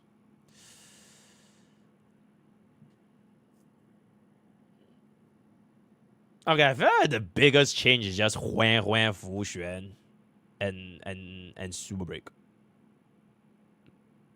Yeah, Huang Huang, Fu Xuan, Super Break. Also, we have like a super different criteria as well. Okay, I like this brand new criteria. It's like a lot more straightforward. Right, it's a lot more straightforward. So, not too big of a diff. Very, very good pool. Okay, I feel like the biggest grow up is basically Sunday. I think Sunday's grow up is absolutely insane. Right, because this was before the whole version 3 thing came. This was right before 3.1, right? Oh, sorry, right before 3.2 and all that kind of stuff. So, yeah, I think it's pretty good. I think it's pretty good. Sunday went alright. Sunday definitely alright. Absolutely. All right, chat. Time to do Light Cone, right? Boom, boom, boom, boom. I have after this. I need to play my Guna. Twitch is so absolutely yo, chat. If you guys are sick and tired of Twitch, guys, hop on over to Kick, guys. Kick is the place to be. If you want to have no ads, you know, I don't even want your subbies, you know, Kick is the place to be, guys. Alright? Be bubble. If you're sick and tired of ads, you know, Kick, yippee. Yo, we all love Kick. We all love Kick. Absolutely. Twitch has cat emotes. That is true. Give me 1 second. 5. I'ma touch you. Okay, let's count the file. Do you do the account review? Yeah, I'll do the account review after this 2 tier list, right? So after this 2 tier list, did you do the account review yet? Yeah. After this 2 tier list, account review. Then afterwards, well, I'm gonna goon. I'm gonna play the Gooner game, right? 5, 4, 3, 2. Welcome back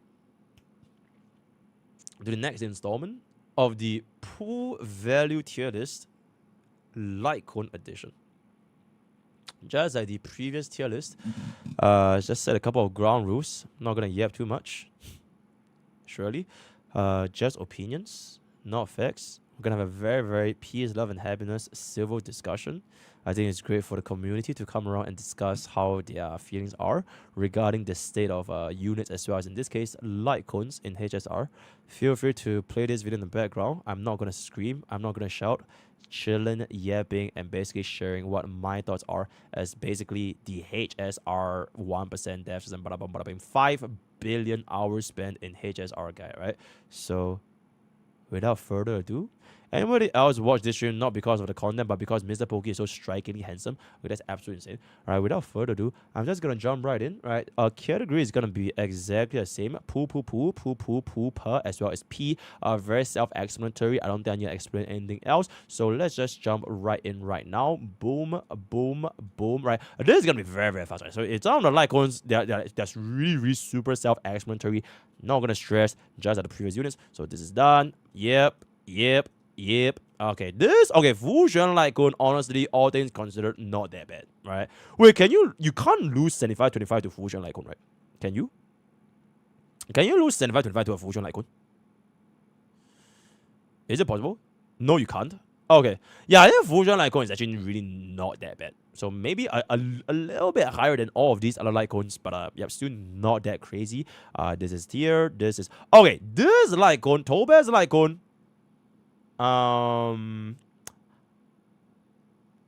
Yeah, you know what? Topaz light cone is pretty good. Topaz light cone is pretty good. It's just that right now, Hunt really is not really in the flavor. If you do have to, you basically gonna use all of these kind of stuff. This light cone stacks. So because of this, you can technically pull 2 of these light cones, and the crit damage debuff actually stacks on combined to 1. Gives a very, very decent chunk of crit rate as well. So for any of your Mose, Hanamark 7, all they can all use the Topaz signature. So I would say this light cone is actually not too shabby. But other than that, nothing too crazy. This is gonna be over here. This is gonna be over here. Okay, Ranmei's signature. I think previously we had Ranmei's signature really, really high, if I remember correctly. Super, super high. I think as of now, it's not as crazy anymore. It's not as crazy anymore. People have started to branch out a little bit more, whether it be it by Ranmei's usage in her different teams, Super Break's usage back in the days. Is she even being used? Tip on DDD. Everybody wants to run DDD at this point. Even Ranmei can be on DDD. The skill points, not that crazy as well. The biggest benefit that I would say is essentially the energy regeneration. If you still want to use Ranmei, as in you want to use Super Break, plus 10 energy to give you the instant Harmony Trailblazer break, is going to be quite nice, but I would say it's nowhere near as what it used to be. And technically, if you want to redeem her, she's free, right? It's a free light cone that you can redeem in the shop. So if you do really, really want her, I don't think you need to pull. Just get it if you really, really want it, right? So probably somewhere around, okay, just because of the fact that you can redeem her, I'll drop her below, but she's basically free, all right? Ratio light cone, okay, aside from Ratio, the only other place you can use this guy is basically Face Xiao. Face Xiao is a really, really good performance with Ratio Light Cone. So if you already have a Ratio Light Cone, Face Xiao is a pretty decent alternative. Yanqing can technically also use this. Unfortunately, you can't use Ratio's Light Cone with Archer because Archer is not considered as a follow-up attack. It's considered as a skill. So I'm just going to put this, I think around here is fine, right? A little bit. Yeah, around this category is okay, right? It's basically just Face Xiao alternative, right? A very, very close comparison with Face Xiao signature. So that's all right. Black Swan is gone because we have Jiao Qiu now. Okay, this is okay. For the last time. Face Xiao Fusion Light Cone is not Ranmei. Fusion Light Cone is not free. Hold up. Fusion Light Cone is not free.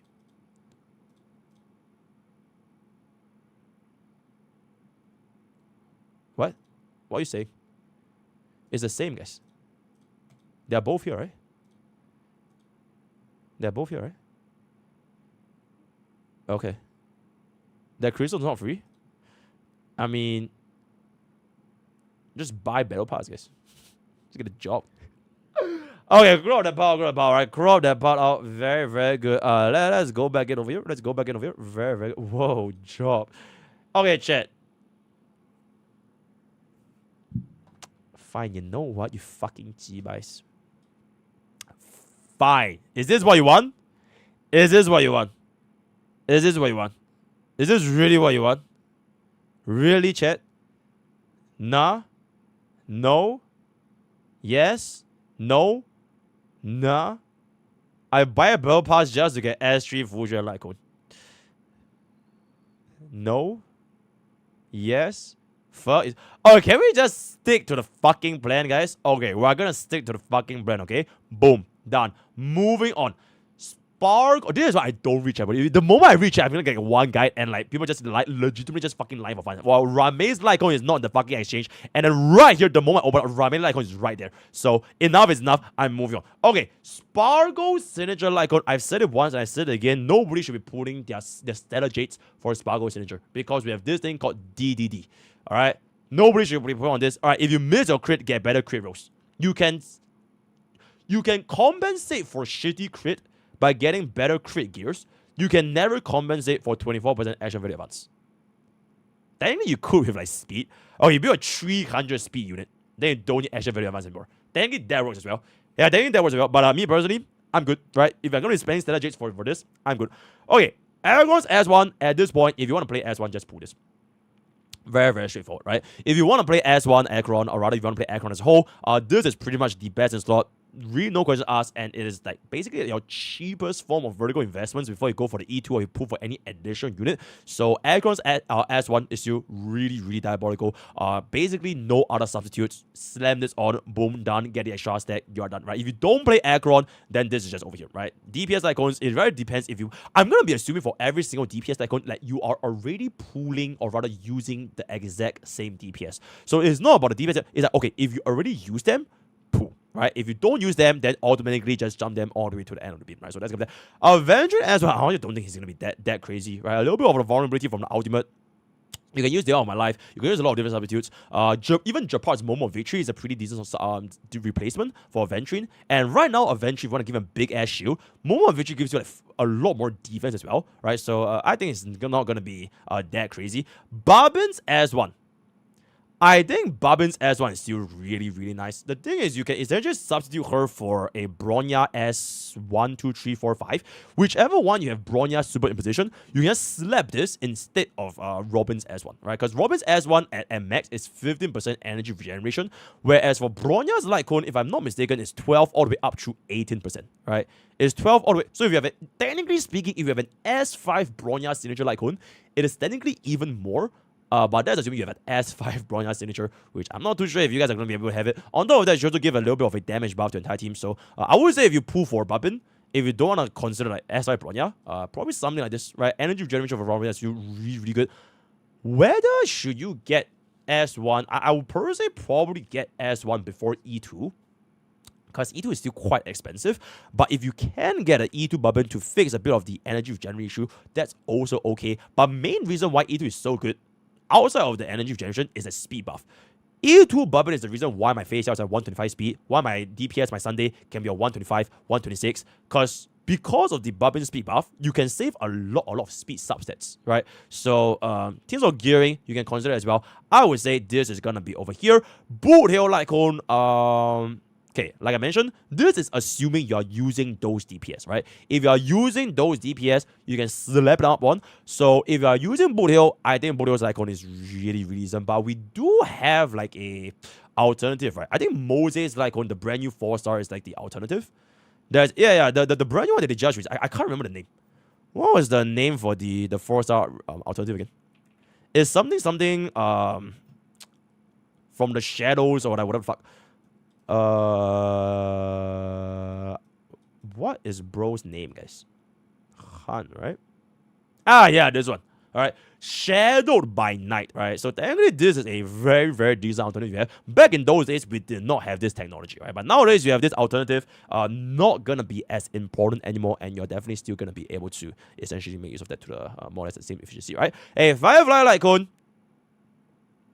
Okay, I've been told by the rank 1 Firefly main in the entire world, apparently Firefly's Light Cone is absolutely fucking insane. I don't know what changed with 4 of Aeon. I heard that this Light Cone is really, really good. Did anything change? I feel like 4 of Aeon is still a decent alternative, right? Like a really, really decent alternative, right? I never said it's insane. Okay, very unbiased. It's because of the delay.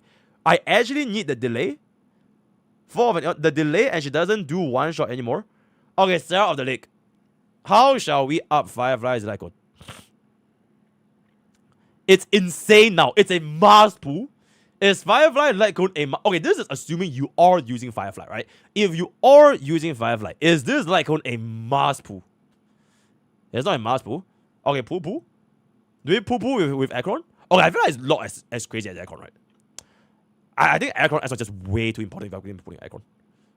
E2 is more okay. I think pool is okay then, right? Is pool okay? Pool? Per? Aeon is good. Aeon is good. If you have E2, then S1 goes hard. Per at most. Okay, you know what? Resident Firefly mains goes for per. We're gonna say the per. Me personally, I don't really care because I love my girlfriend. And my girlfriend is E6 S5. I mean E2 S1. So this doesn't really concern me. Let me know what the Firefly mains actually think. But we are gonna be going for per over here, right? Okay, Jade's S1. Really, really good, by the way. This S1, okay, I'm gonna show a little bit of a bias here because not only can you give this to, okay, maybe not this, not only can you give this to Jade, you can give this to the strongest DPS in the entire game. QQ. Literal best in slot, perfect for QQ, crit rate, follow-up attack, defense pen, absolutely fucking insane. And as the QQ literally made my career, by the way. Alright, QQ made my career. 2 million views on this way. So a little bit more of a bias. This is basically QQ's best slot. I'll say it on, it is what it is. But if you don't use J or don't use QQ, like I mentioned, I'm not going to consider if you don't use those DPS, right? So I'm going to be putting over here. Yun Li's Light Cone, really, really fucking good. If you use Yun Li, this Light Cone is really, really fucking good. You get the additional taunt hits, as well as the fact that more taunt value equates to more energy regeneration. The damage increment is also absolutely fucking insane. Definitely a very, very strong upgrade over 4 of an Aeon. I think this is very comparable to Acheron's at a pool value, assuming that you are going to be using Yun Li. So that is going to be it. Jiao Qiu's S1.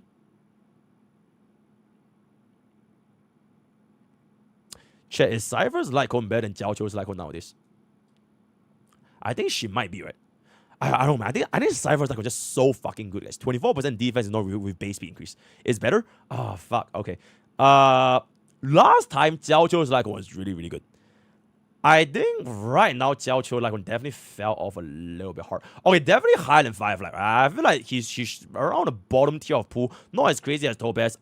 Main reason is specifically because we do have access to the Gap Light Cone. And if you have an ability to choose essentially the Gap Light Cone, you can literally run Cypher's Light Cone on Jiao Qiu. No issues. Additional speed, 24% defense ignore. Really, really fucking diabolical. So I'm gonna leaving this at the bottom of the pool category, but still slightly above the per category. Alright, no issues, right? And there it is. Alright, Lingsha's Light Cone. Okay, for Lingsha's signature Light Cone, I think this is actually really decent because she basically gives you the additional effect of the vulnerability, right? The break damage vulnerability. So if you want to give this to either Gedgar or Lingsha, it is technically a damage increment, but Abundance Light Cones have very, very, very, very good alternatives. So you have your Quid Pro Quo, you have your Shared Feelings, you have your Pose of Conversation. You have all these alternatives as a abundance. It is not to say that Lingsha's Light Cone is bad, because if you have it, it's still damage amplification, right?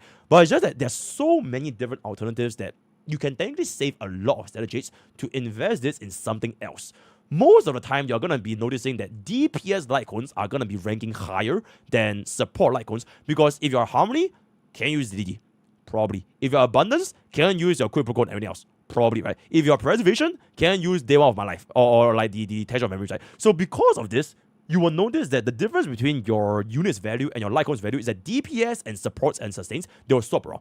DPS really, really stands a lot to gain from their S1s, at least much more for most of the different supports and sustains you're going to be seeing, right? So I think for that, I will chuck her around the same caliber as a Ventrine, right? Actually, yeah, around this tier is going to be fine.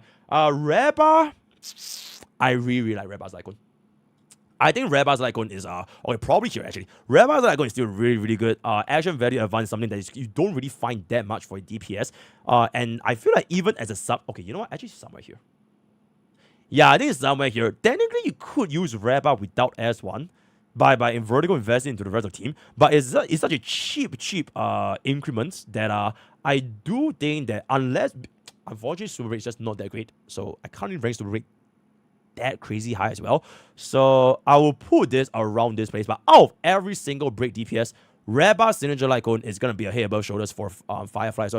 But that being said, it's not to say Reba is a better break DPS. I never said that, right?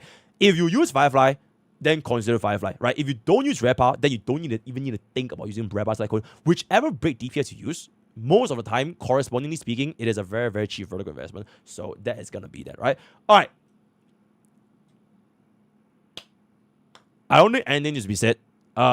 Absolutely fucking insane Signature Light Cone. You can chug it not only to Sunday by completely changing its skill point energy, skill point regeneration, additional energy. You can give it to more or less almost every single harmony support, because they can also stand to gain the energy, or rather the skill point regeneration, right? So if you're going to be using, for example, like a Ting Yun, DDD, or even Bronya, you can basically get this Sunday as one, which is really, really good for Light Cone. And just for the fact that Sunday himself is so fucking diabolical, you essentially change him from skill point negative to skill point positive.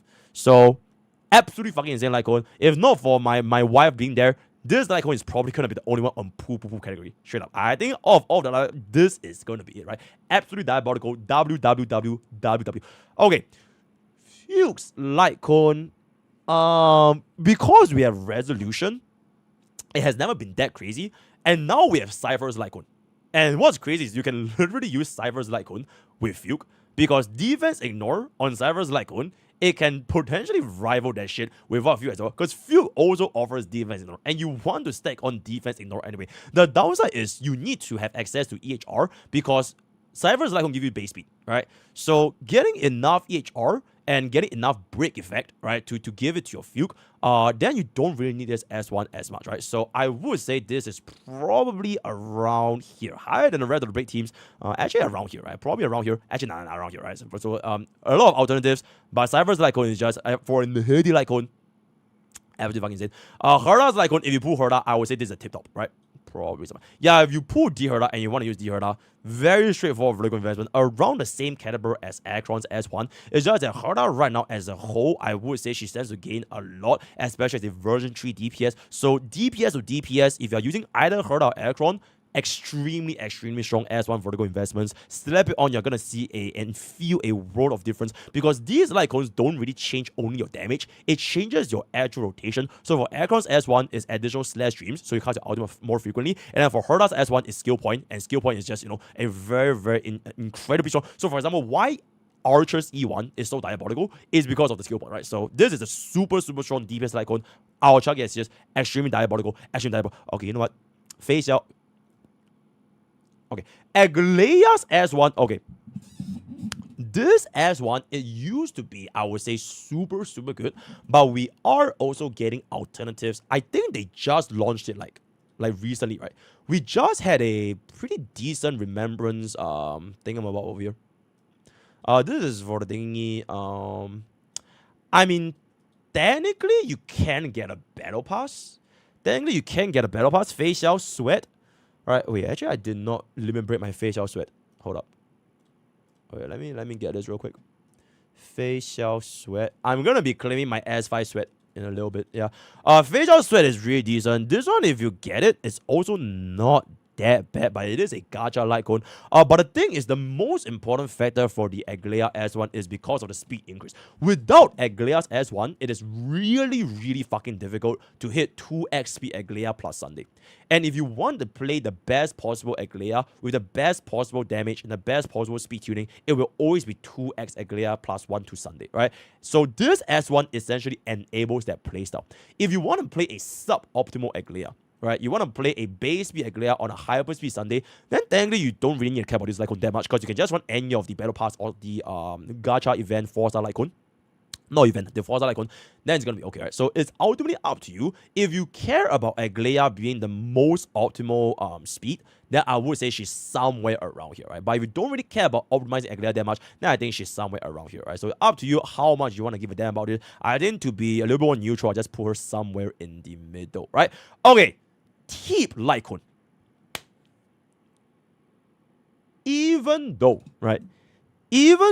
Teep Light Cone is gonna be competing with DDD, I just want y'all to know there are scenarios that I would use Teep's S1 over DDD, namely for situations where I know I have enough speed.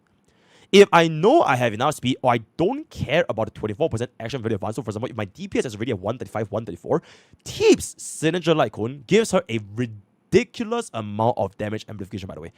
as well as your entire team. I've shown you guys in my early access as well for Teep. Her signature Light Cone allows her to do, I believe it was like 28 to 30% more personal damage. So, for example, right, if you care about the tricycle team, right, the tricycle or the wheelchair team, technically speaking, Teep's S1 is a very, very substantial damage increase for a wheelchair team, right? So, just take that into consideration. All that being established, I don't think this Light Cone is that of a must, especially because of the inclusion of DDD, right? DDD just works so well with Teep. I would have bumped down the reliance on this a little bit more. But just know that even if you do have DDD, sometimes this S1's value pop off very, very hard. And unfortunately, because of opportunity cost, the amount of strategies you spend for this S1, you could have spent for the E1 Teep. And E1 Teep is... Okay, we'll talk about it in Idolins, but E1 Teep is absolutely insane. I will always get E1 S0 with DDD over E0 S1 without the E1, right? So opportunity cost, all that thing, I will chug it over here, right? Okay, Midas S1, this Light Cone is actually kind of fucking bonkers, guys. I will actually give it a little bit higher than Acheron because of the fact that Midas Light Cone, you can leave it with all inclusive of Midas, Jingliu, Blade, and... yeah, Midas Jingliu Blade, they can all use Midas S1. And if you're going to be using any of these DPSs, Midas Light Cone is gives you a lot. The way this Light Cone functions is also very similar to Acheron. It basically gives you a little bit more charge, which means that Midas can get his ultimate faster. And for the rest of the team, it's a little bit like Hyacinth's S1 as well. So for a DPS, especially HP scaling DPS, your Midas, right, your Destruction, your basically Jingliu and Blade, they can all make use of this. So I would say this is a little bit higher. Oh, Arlen? I don't know who the hell that is, but that is going to be that for Midas S1. Okay. Okay, you know what? Casual's S1 is insane, right? Casual's S1 for a DPS is absolutely insane, right? Even though we did get the alternative, which is technically this was released as an alternative, right? The Siren Light Cone, right? This is a very, very decent alternative. But it's more so for Mimi. I don't know, for Hia, right? This is more so for Hia. Because there's no other Signature Light Cone in the game that gives you max HP. Every other Remembrance Light Cone, they do not give you max HP, right? And because Cassius wants HP so much, you are literally gonna be either using a fucking Bailu Signature Light Cone for the raw HP stats or nothing at all. That is how little replacements there are for this specific category. And unfortunately, if you can get an S1, I will always consider getting the high casual, unless they introduce a more better alternative for casuals and HP scaling Remembrance cast DPS. But new Battle Pass. Wait, check the new Battle Pass icon. Sorry guys, I have morals, so I don't really check Battle Pass icons. Wait, what is the new Battle Pass icon? It is. Oh.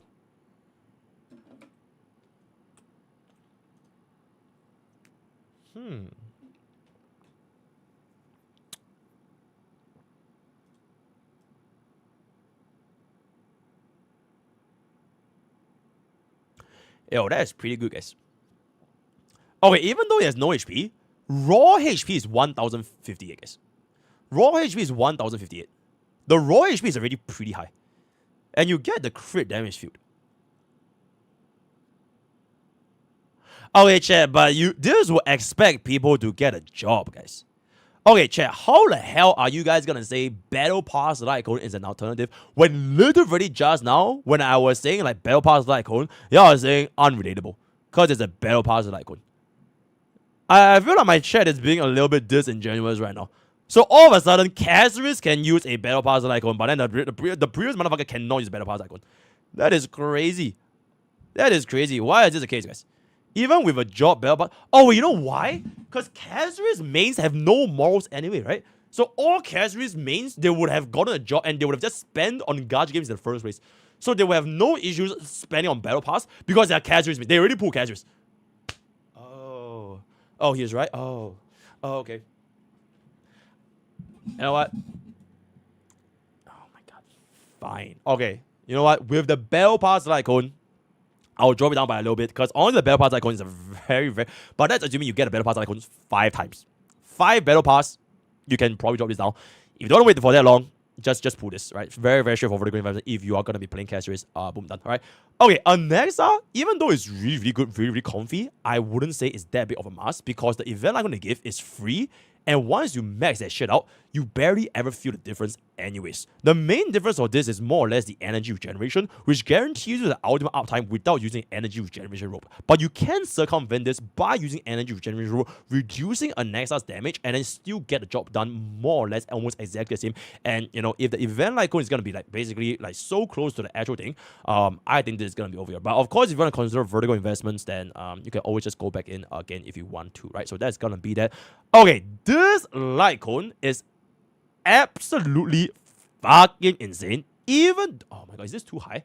Nah, it's not too high, guys. Bro, I swear to God, this Light Cone is absolutely fucking insane. You give this shit to Cassius, you give this shit to Acheron, you give this shit to Maide, you give this shit to Blake, you give this shit to almost every fucking team because of the way this Light Cone works. Really, really synergistic with a lot of different teams.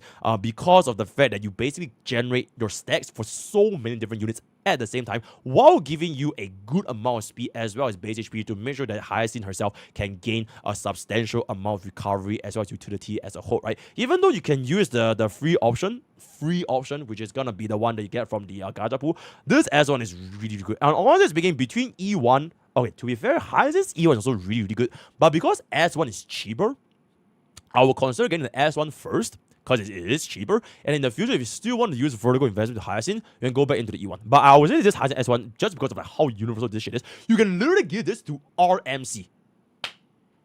Absolute cinema, and everybody can use RMC, right? So, really, really good Light Cone. I would say this is gonna be in the pool category. Oh my god, I hate face out, bro. Oh my god, bro. Oh my god, bro. Alright, I think Cypher's Light Cone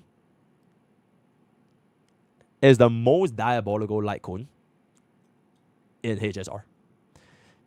I actually think Cypher's Light Cone has a higher standing than Sunday. And the reason for this is because not every single Harmony unit needs Sunday's S1, because a Harmony unit can always use DDD, right? DDD is just too strong as a Light Cone. So for some units that are a little bit more skill point positive, you can always just slap on DDD. For Cypher's S1, any alternative to Cypher's S1, it is more or less always a downgrade. Because the alternative to a Nihility Light Cone is either gonna be Resolution S5 or Tutorial Mission Begins. But Cypher's S1 is straight up 24% defense in ore, and then whenever you have a follow-up attack, you also gain the additional stacks from the Light Cone, which gives you another stack, for example, in Acheron's debuffs, and then gives you the additional base speed, which every single debuffer in the game wants to be fast, so that you can apply your debuffs for the rest of the DPS and your supports go. I would say this Light Cone's value is really, really, really fucking good. Resolution is a downgrade, and if you do not have an S5 resolution, you need more EHR. Tutorial, technically Tutorial wouldn't even work unless that unit itself, for example Silver Wolf, can apply a defense style. Like, you can't use Tutorial with Jiao Qiu, and you can't use Tutorial with like the okay, technically it's just Jiao Qiu. It's Tutorial that man, I feel like this Light Cone is just so good, man. Like, I have never felt I need this Light Cone more than anything else. Okay, to be fair, this and Sunny, they're both really, really good in the scenarios that I use both of them at the same time. But I just feel that Harmony supports can just use DDD, and because of DDD, it slightly reduces the intrinsic value from this thing, because you have that replacement, right? But oh my god, I feel like Cypher's Light Cone is just so fucking good. 24% dev down in the speed buff. Yeah, exactly. It's the Resolution Pearl Pro Max, which means every single Nihility in the game, Jiao Qiu feel everybody can use this without a question. Every single guy can use this. Whereas for DDD, sometimes you don't need it, and then sometimes you want to use Sunday's S1 because you want the skill points. Like Sunday wouldn't want to use DDD if you're gonna run with skill point issues.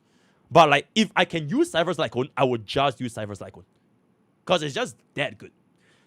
Me personally, I'm gonna rank it up above Sunday, but honestly speaking, there isn't too big of a competition because one is a Harmony, one is a Nihility, and you know, they are completely different units.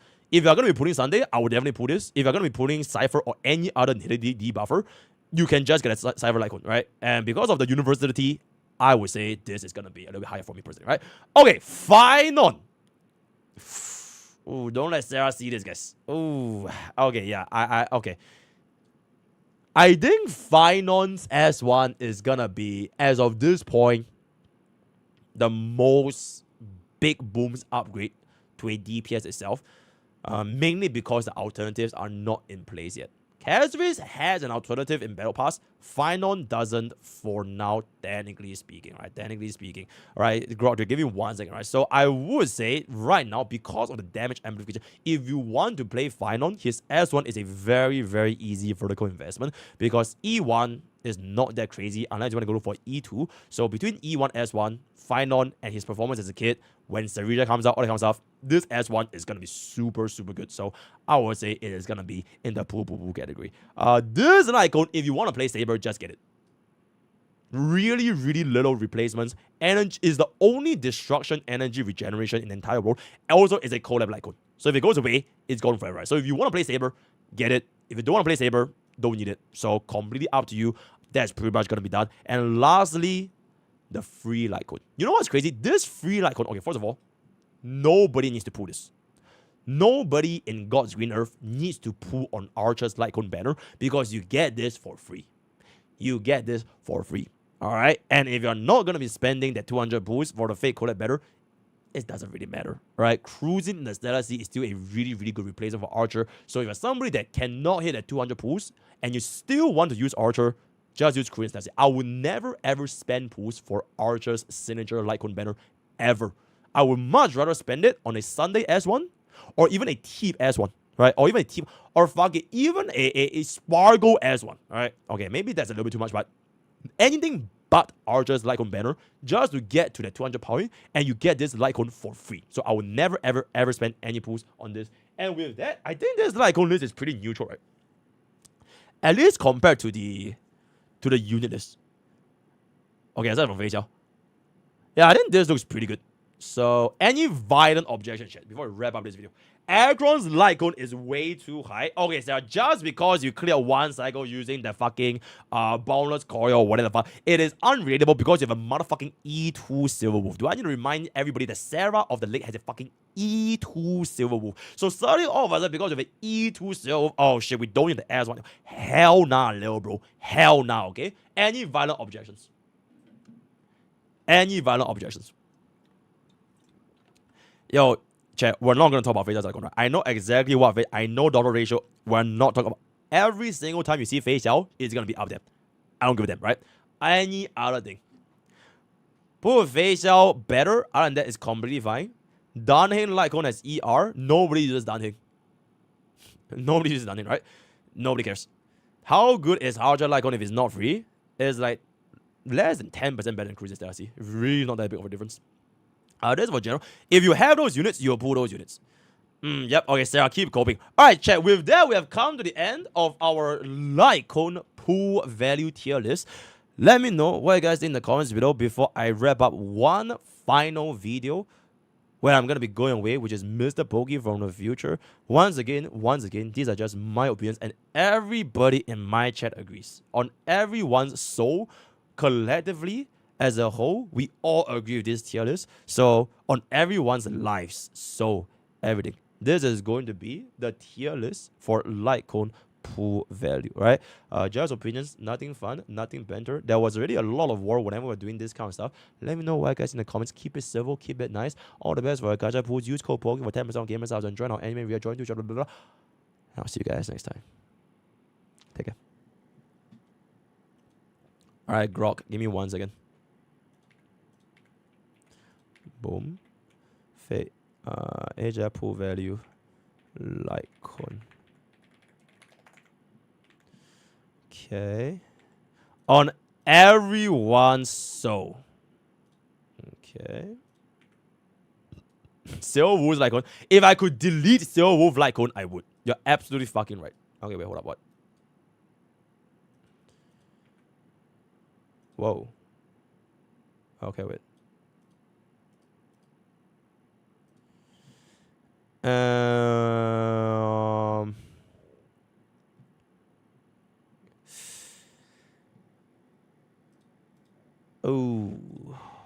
When was this?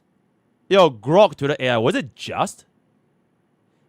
It was 10 minutes ago. Why the hell did they DM you and not me? What the fuck? Why did they DM my mod instead of the actual streamer, guys? Okay, wait, give me 1 second. Nah. Hold up. Okay. Cause you don't read? No, but literally nobody DM'd me everything, bro. Alright, chat. So here's what's gonna happen. Right? Unfortunately, I have to play the Gunner game now, right? I will finish up the Eidolon tier list later on. Which means YouTube frogs, hop on over to Twitch or Kick, because I can't stream this game on YouTube. I cannot stream this game on YouTube. Hop on over. The game is going to be Lost Sword. Alright?